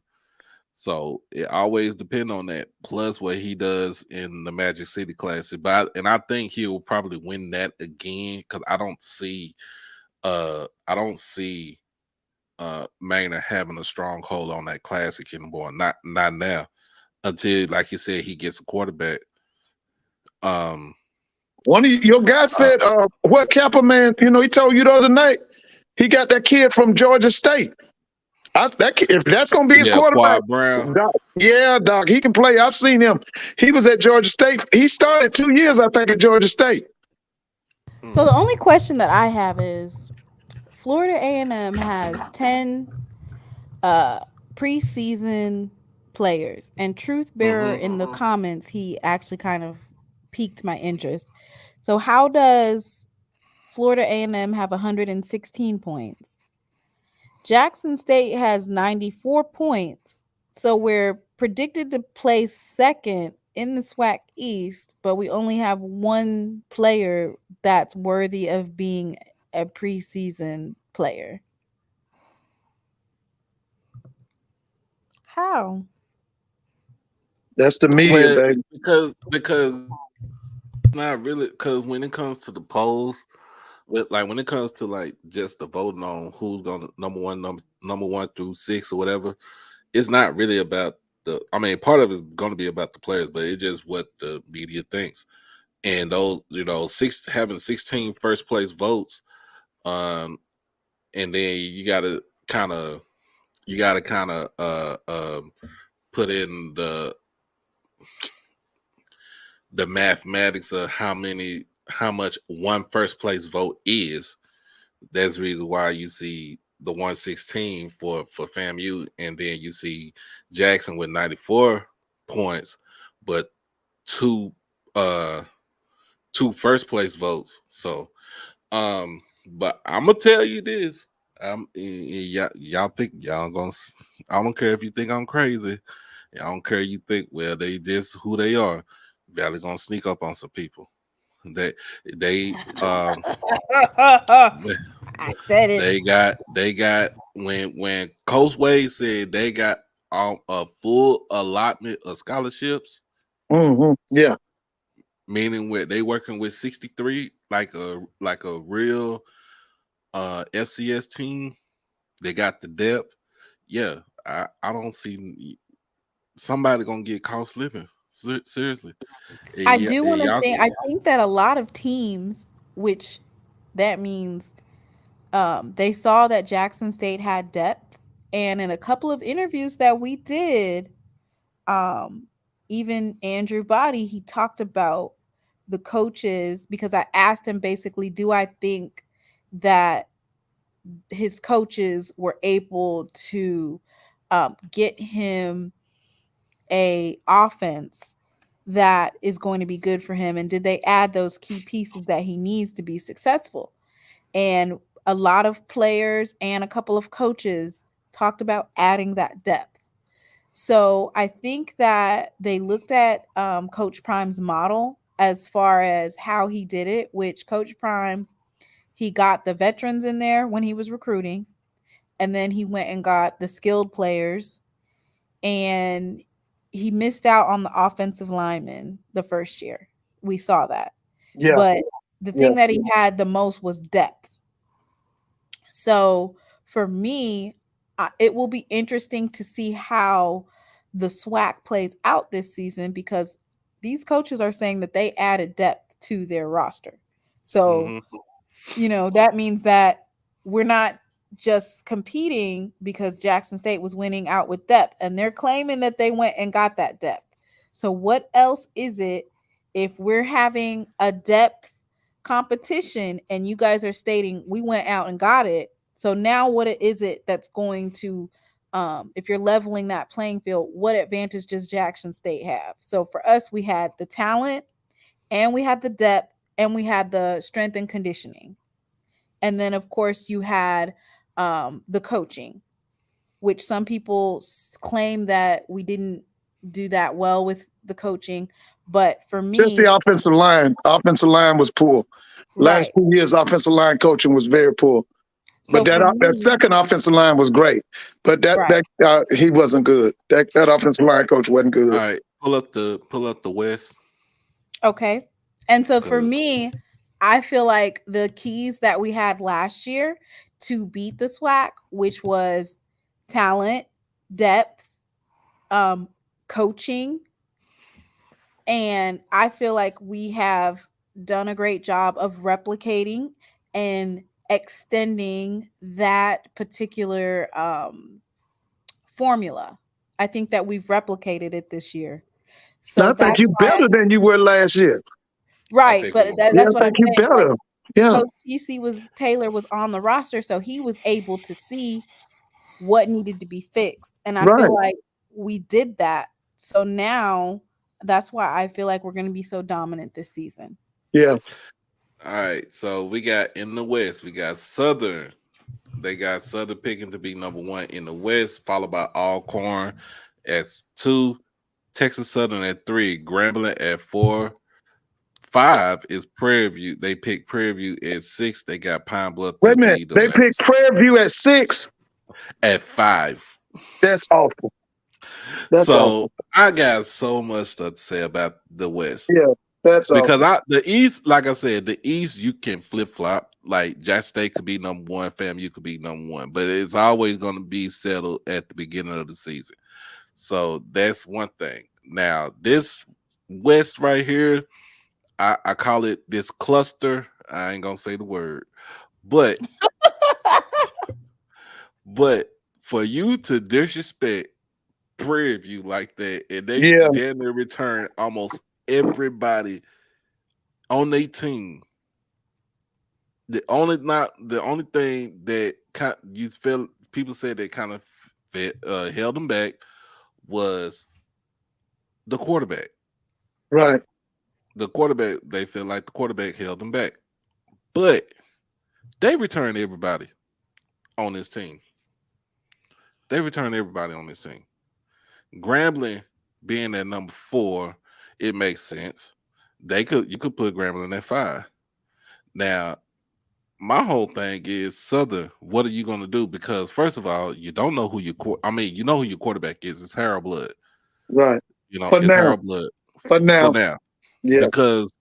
Because if Blood don't get it done, or if Dooley stays being, you know what I'm saying, like inconsistent, then you won't have a good season. Your season's going to be terrible. Because who do you have that is a more capable backup to you? I think they're going to be run first, though. And we didn't get. I mean, they a chance always to going to be, ask, but they always going we to be didn't get run to first. ask. We didn't get to ask Coach Dooley, but he added Gary Quarles, right? Yeah. Wait, Ligman, Mr. Mona, is- Mr. Mona, huh? when has a Dulix team been run first? That's not happening. They will feature the run, but Dooley believe in the vertical air game. He gonna always throw that ball downfield. That's him. He don't know no Yeah. other way. Like when Dooley was the offensive coordinator for Prairie View, and he was the offensive coordinator for Grambling, he always utilized the pass. Yeah, But he's pass first. He's pass first. But He's he also pass had first. QBs that was interchangeable. Right. Where his QBs could run and throw. That's when he's at his best. When he got that Devontae Kincaid, a kid that can drop back, and if ain't nothing there, the play breaks down, and he takes off. That's when Dooley's at his best. He shines with them kind of kids. Yeah, like when he was at Prairie View, he had Jalen Morton. Oh, and didn't Morton go pro? I don't know if he went pro.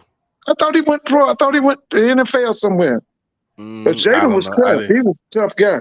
Yeah, when you got a Jalen Morton as your QB, oh my God. You talking about a kid that was big, he had to be about 6'3", 6'4", 225, 230, and had an arm, and he was athletic. And he was an engineering major. He's an engineer. Engineering major. But the thing about it is you were so inconsistent as a team. You could have finished with probably like 8-9 wins that in one season. Henry Miller and them couldn't stop nobody. The defense couldn't stop nobody.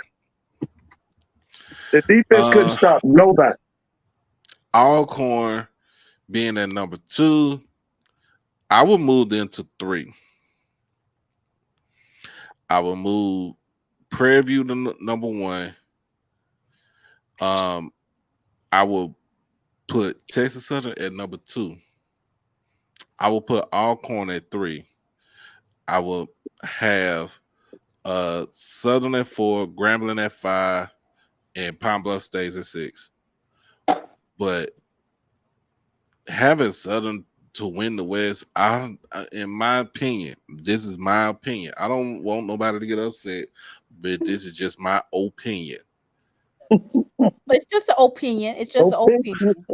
I don't see Southern getting out of the West.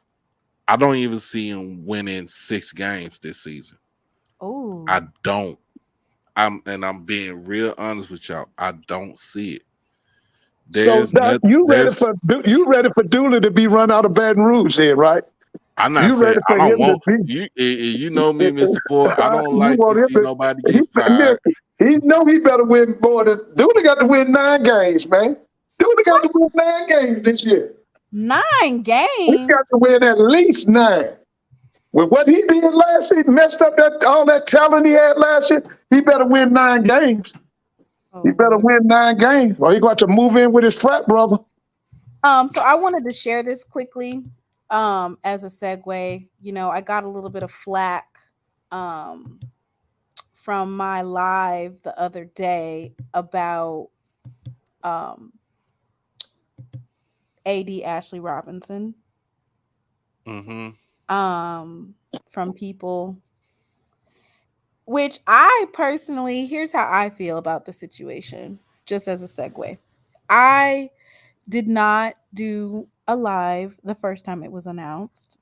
I kind of like you just let something roll off your back.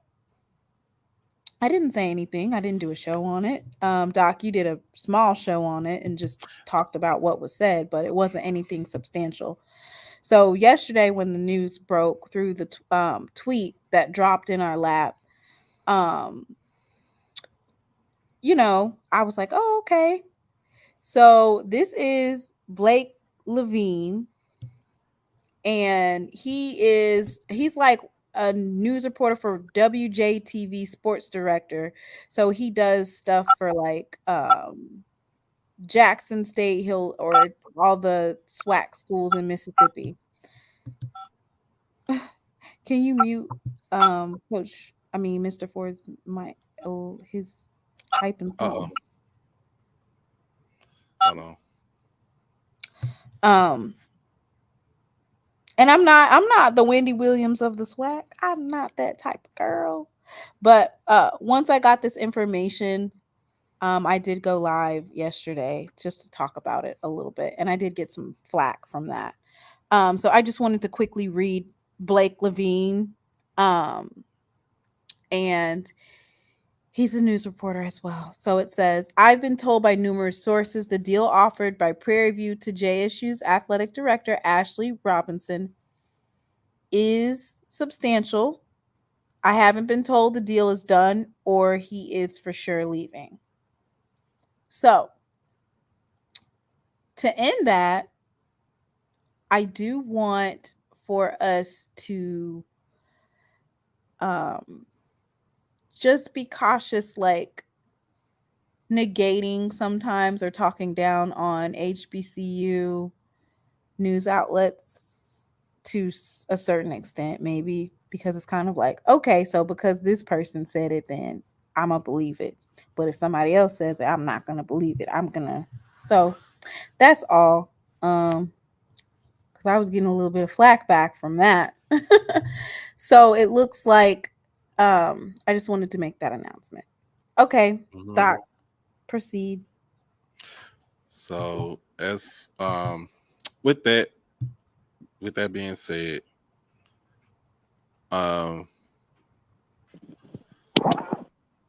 with that being said, I'm not gonna speak on that until it's truly comes out that Signed on the dotted line. right. Jay Boone, I'm gonna need you to stand by. That's all I can tell you, stand by.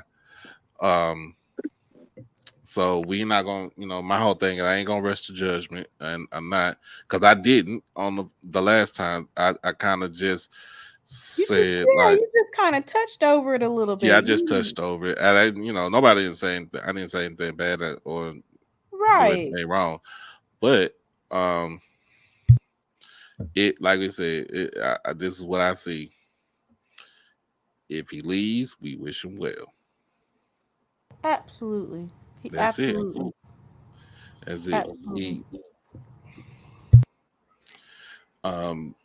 Hopefully that the university, if that happens, if that is the case, they find somebody that is equal, or a little bit better than Ashley Robinson. But I don't, in the sense of finding an AD, if this happens, finding an AD as innovative as A.D. Robertson, I don't think you can actually do that.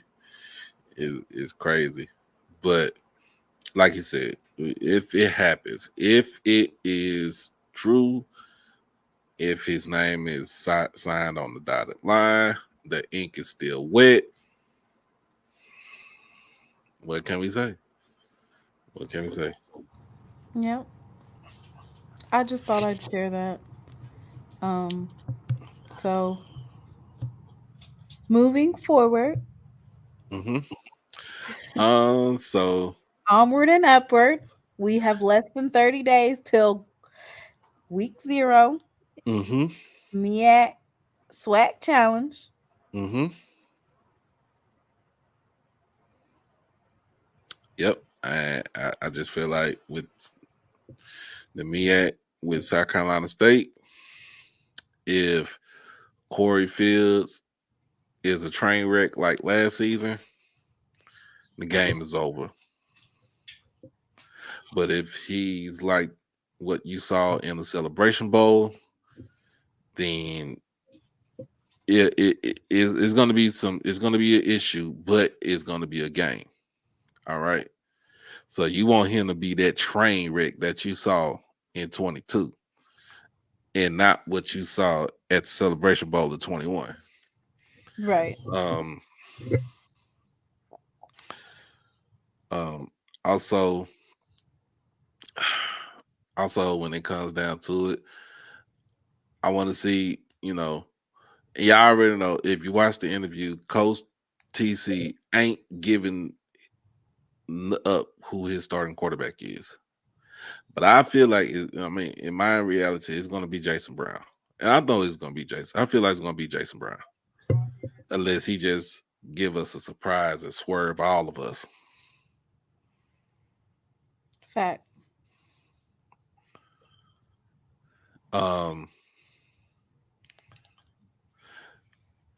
But like I said, if it ain't nothing happening, let's just leave it up. If it ain't nothing happening, let's just leave it alone.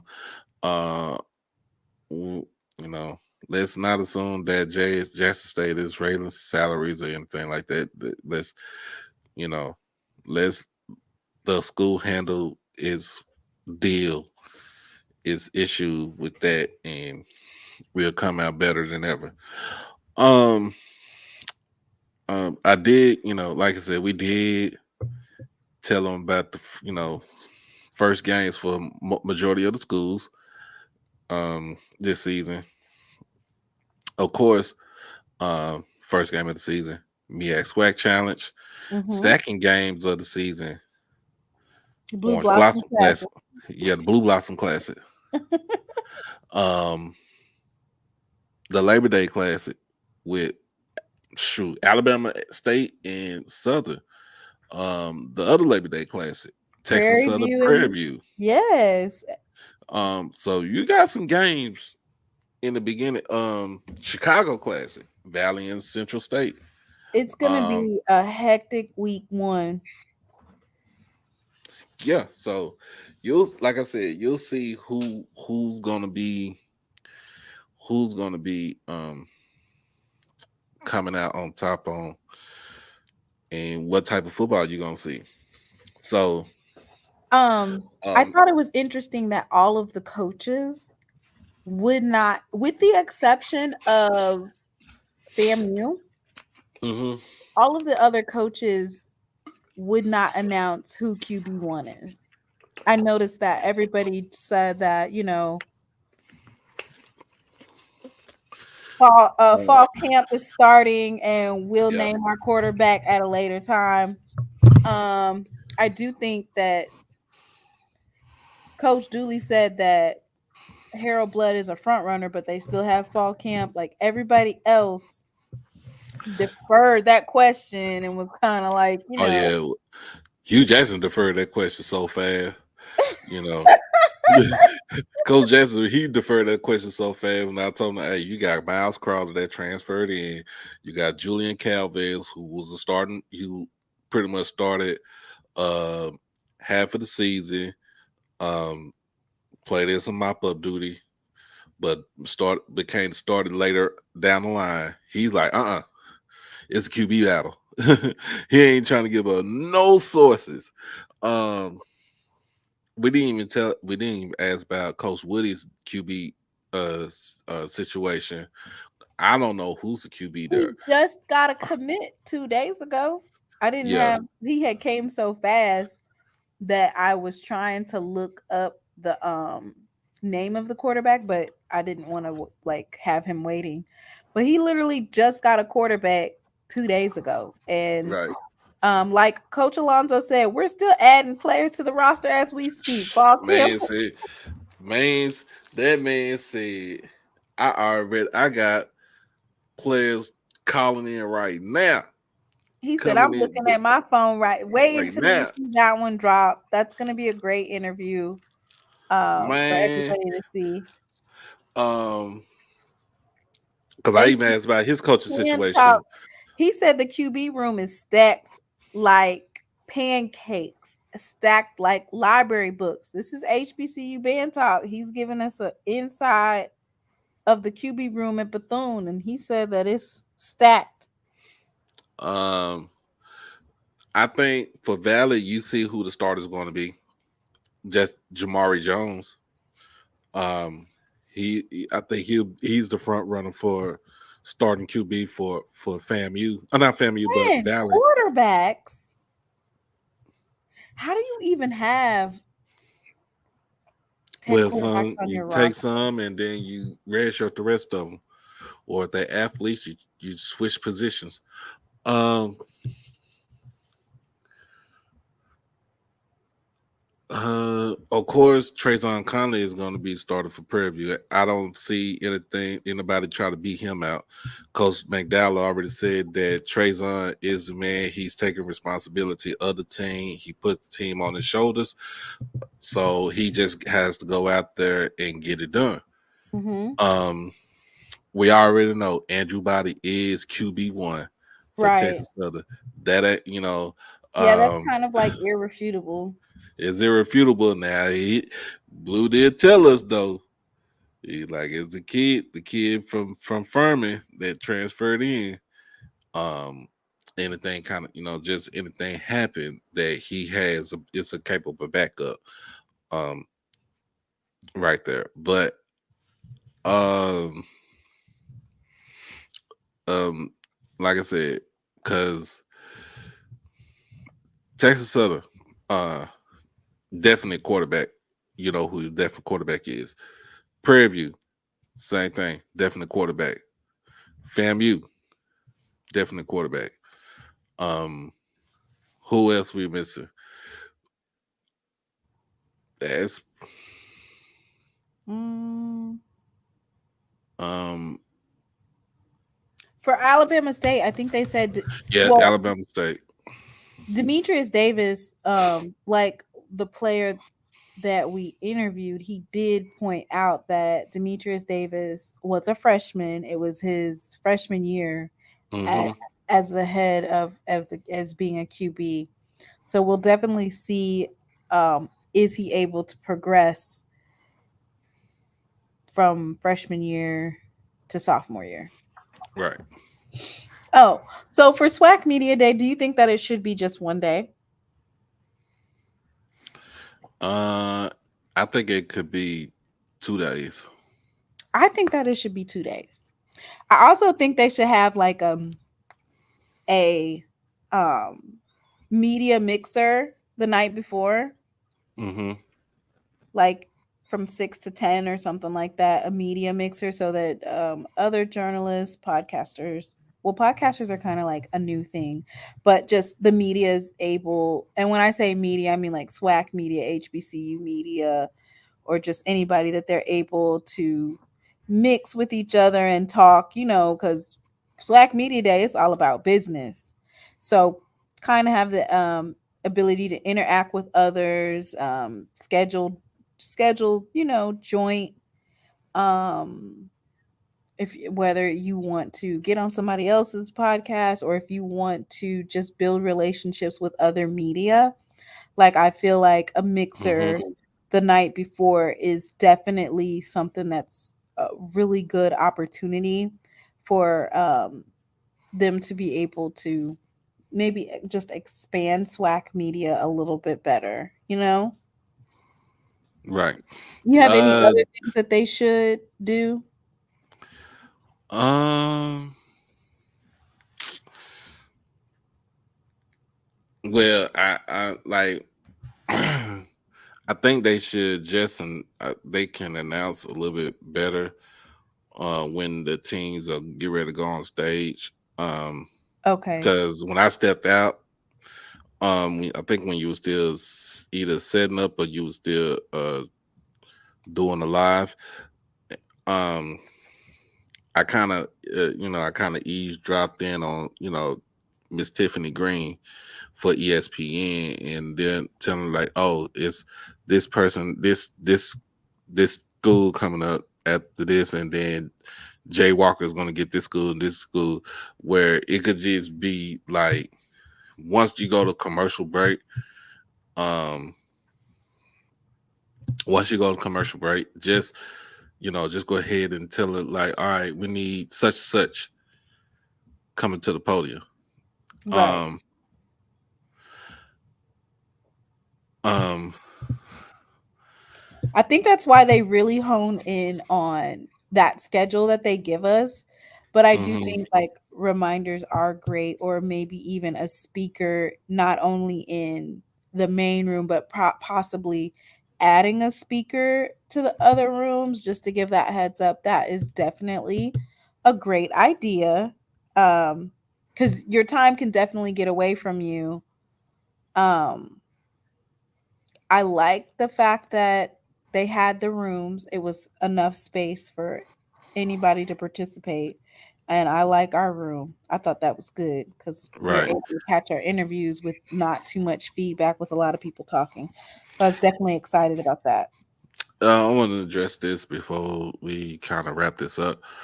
Let's not jump to conclusions until the ink is dry on a paper, on a contract. Let's leave it as it is. That's all I got to say on that. Just leave it as it is. Uh, Did fun, you funny. there was a lot of teams that didn't bring their AD. Most of them brought their SIDs, so So because I didn't see Tiffany Sykes. Was she she was there? there. Yeah, She she was there. was? Yeah, Oh, maybe I wasn't looking hard enough. yeah. My, But my, then my here's another thing. Here's another thing, and this is no diss to anybody. It's not a diss. Do people in the chat, can you guys name the AD for Alcorn, the AD for UAPB, and the AD for um, Alabama A&M? Outside of you actually being a alum from that particular school, can you name those ADs? mm, Do you even know what they look like? Those mm. particular ADs. And that is absolutely not a diss at those ADs. It's just the level of awareness for Ashley Robinson and who he is, or the level of awareness for Miss Tiffany, the level of awareness for Hakeem McClellan. Those are the three ADs that I know off of the top of my hand. Yes, Reggie Theus, and we've came to know about like Reggie Theus and who he was. I came to know about him, but I came to know who he was as an AD. You know, dealing with everything circulating with Bethune-Cookman, I became aware of who Reggie Theus was. The departure of Gaucher and the hiring of a female AD at FAMU, I came to know who Miss Tiffany was. Hakeem McClellan working underneath Ashley Robinson, and then him going Mm-hmm. to Valley and his imprint and the stuff that he's been doing in Valley, I came to know about that AD. But the other ones, do we know who they are? Jason Cable from Alabama State. Mm-hmm. Uh, uh, progressive, invigorating mind. You have Dr. Travion Scott, Grambling. Um, Another progressive mind for as an athletic director. Um, and really, this to me, I'm not gonna lie to you. That's pretty much all I know. Now, I knew the SID for Grambling because when Grambling came to Dallas last year for the State Fair Classic, and Paul Bryant, I forgot Paul Bryant for Alabama A&M, real good progressive athletic director. So I was saying the SID for Grambling, I saw him because he came to my shop when they was staying in the hotel that's in front of the mall. And so we chit chat, and I told him about the show, and then I come in today, and he's like, "Yeah, I seen you. I remember you." Like, and we just chit chat for a second. I was like, "Hey, look, I'm just trying to get you know what I'm saying, get the interview with Coach Hugh, and we got that all set up, and he's cool." The I think the SID for Pine Bluff was like, "Look, y'all need to come down to southeast Arkansas, like for real." He's like, "Don't matter, we'll take care of you." I was like, And so, right. So that I was just pointing that out to say that for the most part, like SIDs and ADs, unless you are just tuned into your athletic departments and you or tuned into other people's athletic departments, you're not going to really know who exactly those people are behind the scenes that make things work. That might be that, like, so what I'm saying is they make a hoopla out of everything. Jackson State janitors leaving. Jackson State's janitors leaving. The locker rooms and the bathrooms not going to be clean. Jackson State security leaving and going to Colorado. We're not. You don't even know who the security, what their name is, what their background is, how long they've been a security guard. But basically, what I'm saying is, when somebody exits out of Jackson State, all of a sudden everybody's, oh my gosh, oh my gosh, oh my gosh, he left, he left, he left.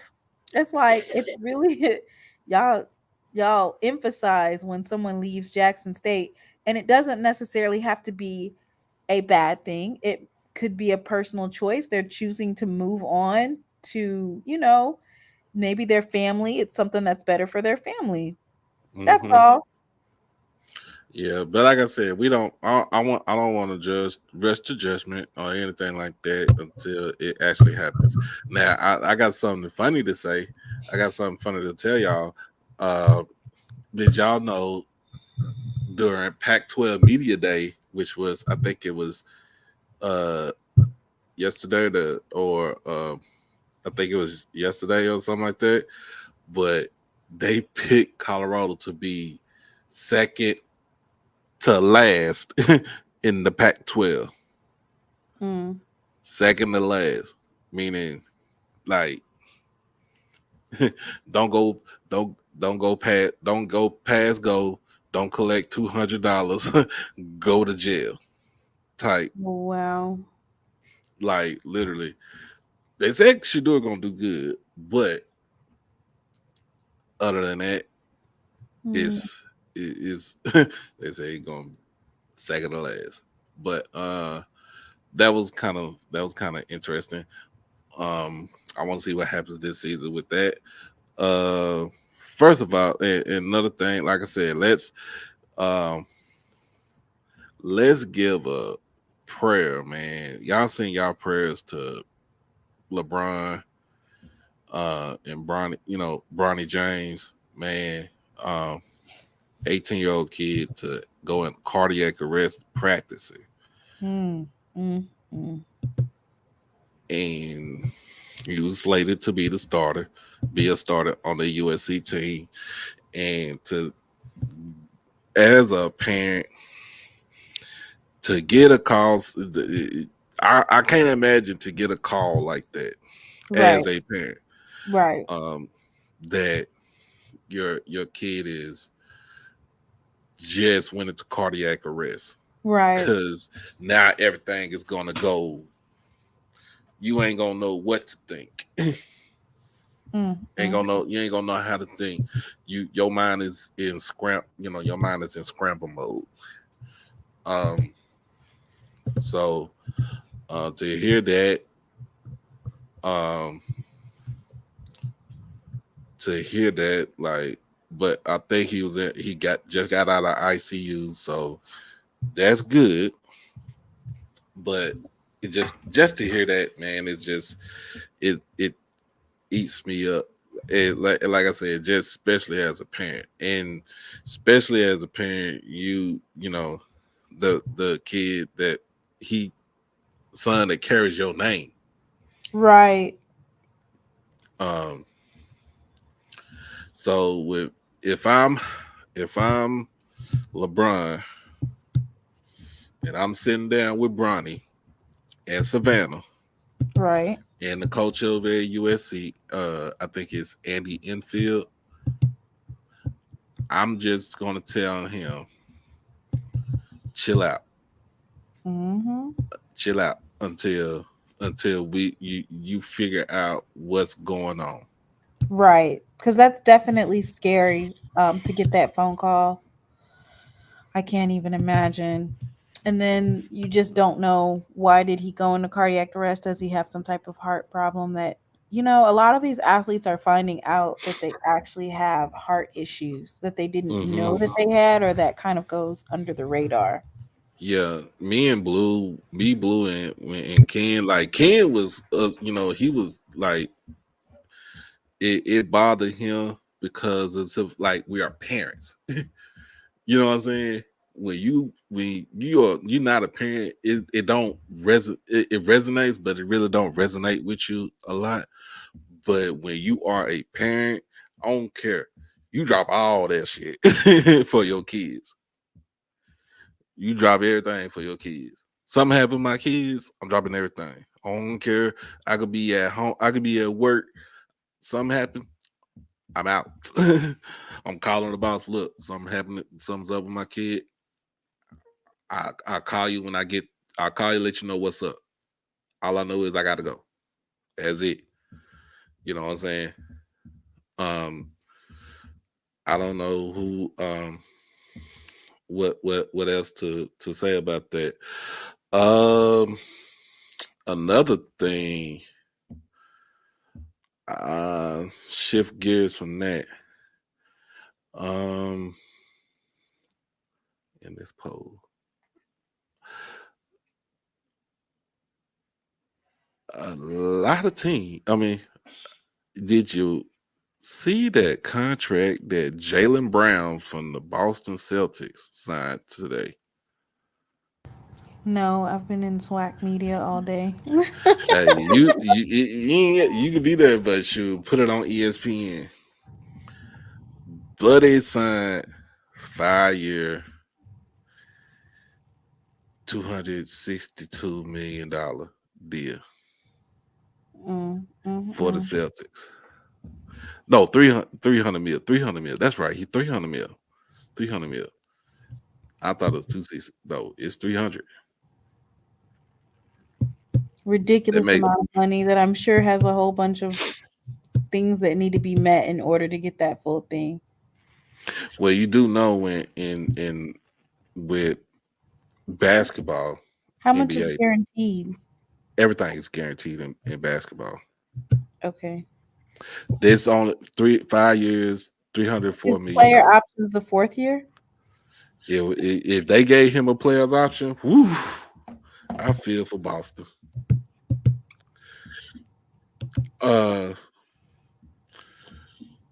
Justin Herbert signed his deal, 5-year, $262.5 million deal. So he's pretty much the highest paid player in the NFL right now. Just a little bit over Jalen Hurts. No, it's not even over Jalen Hurts. A little bit over Lamar Jackson.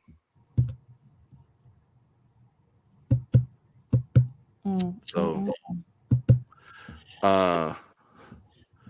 Man, Blue, it was good, bro. It was good to finally meet Blue and chop it up with him. And it, hey y'all, if y'all talk to Blue in person, like my man knows his shit. Like literally, he knows what he talking about. And when it comes to FCS, he know what he talking about when it comes down to it. I just told him, I said, I don't know about you, but bro, you was a road warrior, because I said you could go to the mountains of Montana and not bat an eye. Right. Well, he had a nice what, hour drive today? From to Mobile, to Birmingham. Now it's I think it's like 2.5, 3 hours. It 2.5 hours? From Mobile to Birmingham, it's like 2 hours. Are you serious? Like 2 hours. Oh yeah. Um, It's 3 hours. Well, yeah, three. no, is it 3 hours? Yeah, 3 hours. Oh yeah, because Mobile is down there, and then Birmingham's kind of up at the top. Yeah, and then Mobile is closer to the state line too. I was absolutely surprised at folks who was like, "Yeah, I'm getting up in the morning and I'm coming down." Like literally, folks from Jackson, from Mobile, like you said. Then you had people from Atlanta. Like I'm talking about, yeah, we're just gonna get up in the morning and come down. Get up in the morning. I'm jet lagged right now because I'm an hour. What time is it? It's 10 o'clock right now here, but it's like 11 o'clock at home. Yeah, Yeah. you so used to being at home. Yeah, and going straight to bed afterwards. Trayvon Diggs. Trayvon Diggs got a contract extension with my boys, with my Cowboys.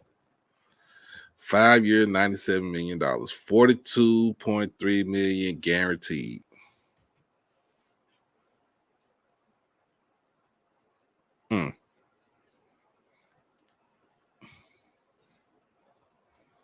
Yeah, Justin Herbert got paid too. Trey Diggs got paid too. It was just a lot of dudes that got paid today.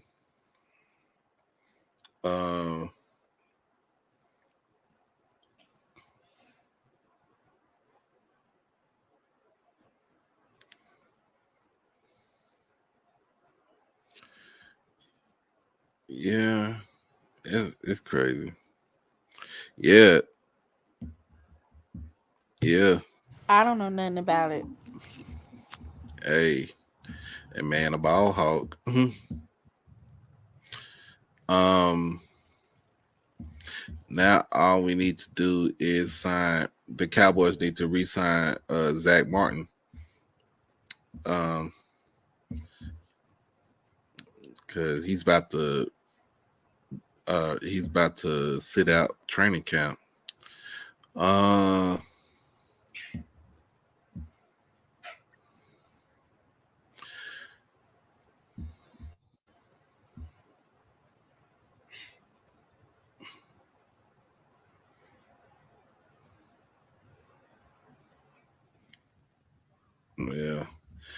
Let's see what else we got. Best dressed today from from SWAC Media Day. Oh, you want to go there? You want to go look? I could pull up the some of the suits. Mm-hmm. All right, let's pull them up, and then I'm probably gonna get off soon because I am Yeah. exhausted. I don't know. I guess it's just probably the anxiety of, oh my gosh, this is real, and then actually having to wake up and get. I felt like everybody was very dapper, you know. We didn't have any like worst dress types of deals. You know what I'm saying? Like everybody had on nice attire. So I'm gonna pull up a couple of for the ones that I can find. I'm gonna pull it up so we can go ahead and look at it. I thought they were all dressed well. All right. Let me share my screen. Do you see Jay White? Yeah, Valley was crippin'. Oh, why? They were. Oh my Yeah, goodness. Valley was true blue Why today. did he even say that? Good Lord. They look nice. Okay. So we have here this is Alabama State, and this is Juwan Howell, the running back for Alabama State, and then Colton Bubba Adams, the linebacker, repping for Alabama State. I thought that they looked very nice. Mm-hmm. And then you said Valley was what? Valley was Let me, straight crippin'. let me see if I can find their outfit. They was okay, fresh to death in that all blue. I like. Mm-hmm. Let's see if I can pull this up. Yeah. Grambling actually looked better this season, this year. All right. Then the mariachi band. What? So yeah, that's Coach Wade. And then we didn't actually we got a chance to interview Coach Wade, but we didn't get a chance to interview the players. And that's Yeah. Jamari Jones, the quarterback, And Brandon Williams and to Brandon deep. Williams, the defensive back. Okay. And then let me see if I can find the next group of folks out here.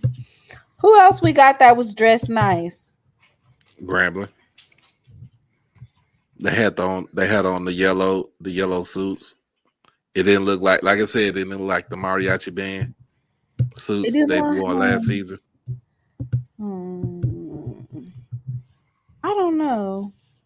I thought that they looked nice, but Mr. Ford said otherwise. So Now I did like Andrew Body's his bow tie. His bow tie game was on point. oh, for Andrew Body. Mm-hmm. Both of them, in fact, both of them had bow ties. The bow tie game was on point. Yeah, like like Mr. Ford had said that Andrew Body was looking like a superstar, like he's a celebrity. So let me see if I could pull up somebody else's outfit. So we just did Valley and we did Gremlin.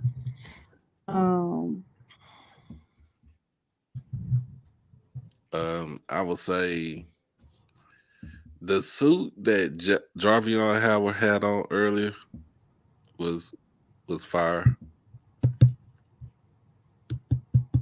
Oh yeah, we got a chance to interview him. Here's the pics from the main stage of. There we go. Is it on the screen so I can go to the next picture? Let me know. Oh yeah, Coach TC he had on the blue and the gray with the blue tiger tie. Mm-hmm. And then JD Martin and Devontae Davis had on. These are actually the suits from last year. Devontae Davis, I don't know anybody that watched the live with Tiffany Green. She was commenting on his red. I think those are red bottoms, aren't they? His red bottom shoes. Yeah. Yeah. She said that he's got the best shoes in the SWAC for SWAC Media Day. Then the boys from Bethune, they look nice. How did you see these players but didn't tell them to come do an interview? Because by the time I was coming back in, they was already going around. Like, hey, come make sure you come to our table. Mm-hmm. Um, I had to make sure that Coach McKinney tell Andrew to come to our table. Um, to remind him because they was doing going all around. Um, Oh yeah, I saw Andrew Body out in the I saw them out in the lobby where the food was, and I said, "Hey, are you guys gonna come do an interview?" And then they was like, "Hold up, wait, what school are you?" I said, "Huh? What'd you say? I'm a podcaster." mm, And once they got to the table, they was like, "Hold up, she loves thee, huh?" I said, "Come on over here and just do an interview. I'm not gonna ask you any off the wall questions." Um, but this is Coach Willie Simmons and FAMU. mm-hmm. Um,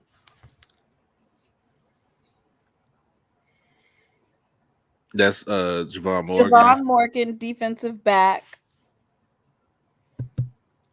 And then this is Jeremy Musa, offensive player of the year. Wilson look like he's still in elementary school Why you say that? because he looked like he did not play football. He's the offensive quarterback of the year. Okay. We could also We already everybody seen Coach Dooley, so there's no ifs ands or buts about that man's suit game right there. we got Jarvion Jarvion. Howard, the running back. This is Alcorn, and then Malachi Bailey Mm-hmm.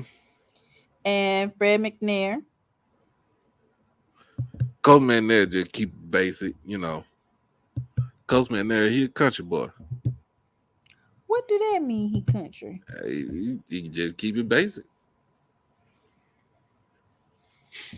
That was the funniest thing where you said you asked him who was QB, what's the QB one gonna be? He said myself. Yeah, he did say that. He said myself. Um, I don't know. Some of these coaches had me rolling today, dog. It was just so funny. and this is, of course, this is Prairie View And versus Texas Texas Southern. You know, the little rivalry they have going on. So Ahmad Antoine is the running back and Keyshawn Johnson is a linebacker. We did get to interview Prairie View A&M student athletes. And then, of course, we have Andrew Body, the quarterback, and Jacob Williams, the linebacker. Mm-hmm. So they were able to, take a picture together. That's actually in that same room that we were in. Basically, Yeah. there you see the sign back there. So that was right after they did the interview, and then right before we had the other student come on. And so then that's another picture of Andrew Body and Jacob Williams. And I thought that all of the young men, they look very nice. This is a picture of, well, I already showed you guys, but this is a picture of them standing up. So it's Coach Eddie Robinson and his student athletes. See, Bubba looked like he a football player. He don't even look like he got to put shoulder pads on. Just put a helmet on him. He out there, coach.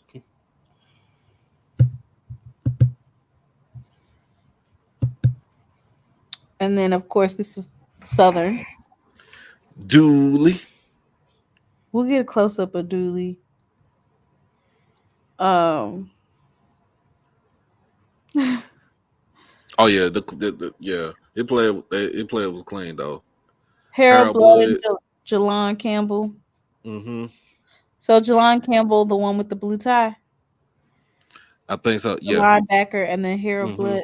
Okay, let's see what else we can find as far as the pictures. Let me see.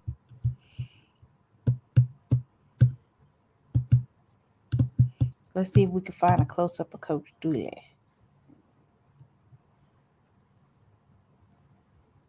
Oh, this is just a stand up picture of Coach McNair and his student athletes.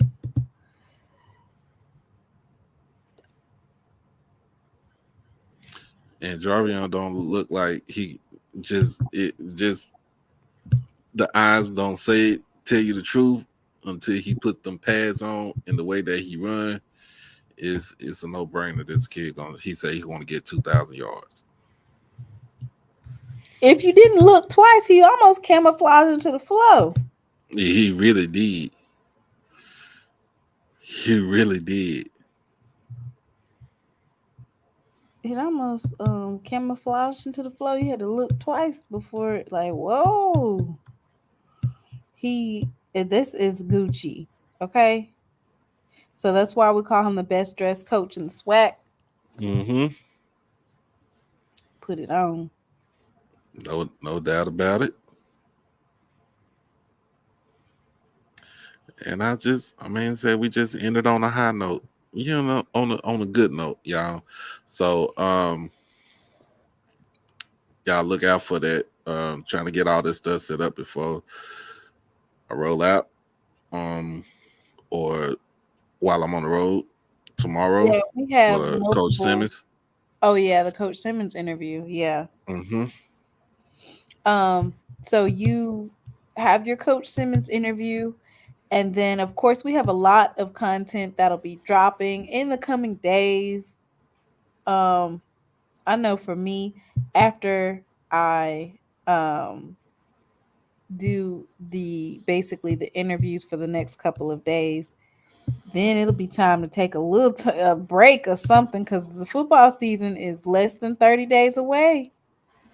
Yeah. And we have to be prepared because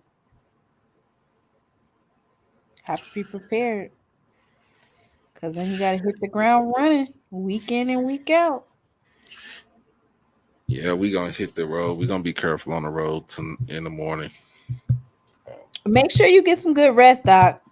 I am. Y'all can see it in my face. Y'all can hear it in my voice too. Right. Thank you, everybody, for coming to the show. Thank you guys for all of your support. Without you, the SWAC Media Day would not have been able to come to fruition. So I definitely want to repeatedly emphasize that your support to our channels and your donations definitely made this possible. If you are new here, like the stream, and then hit that subscription button, because we're going to be chopping up some of our interviews with the coaches, and we're also going to be bringing you content, pictures and content in the next coming days from SWAC Media Day. Yep. All right, y'all. Man, look, I don't even feel like saying it tonight. You have to stay dangerous. Yeah, but I'm about to go sleep. Yeah. Everybody, from me to everybody, we holler at y'all. Y'all can see it in my eyes. Thank you. All right, thank you. Good night, y'all. Peace.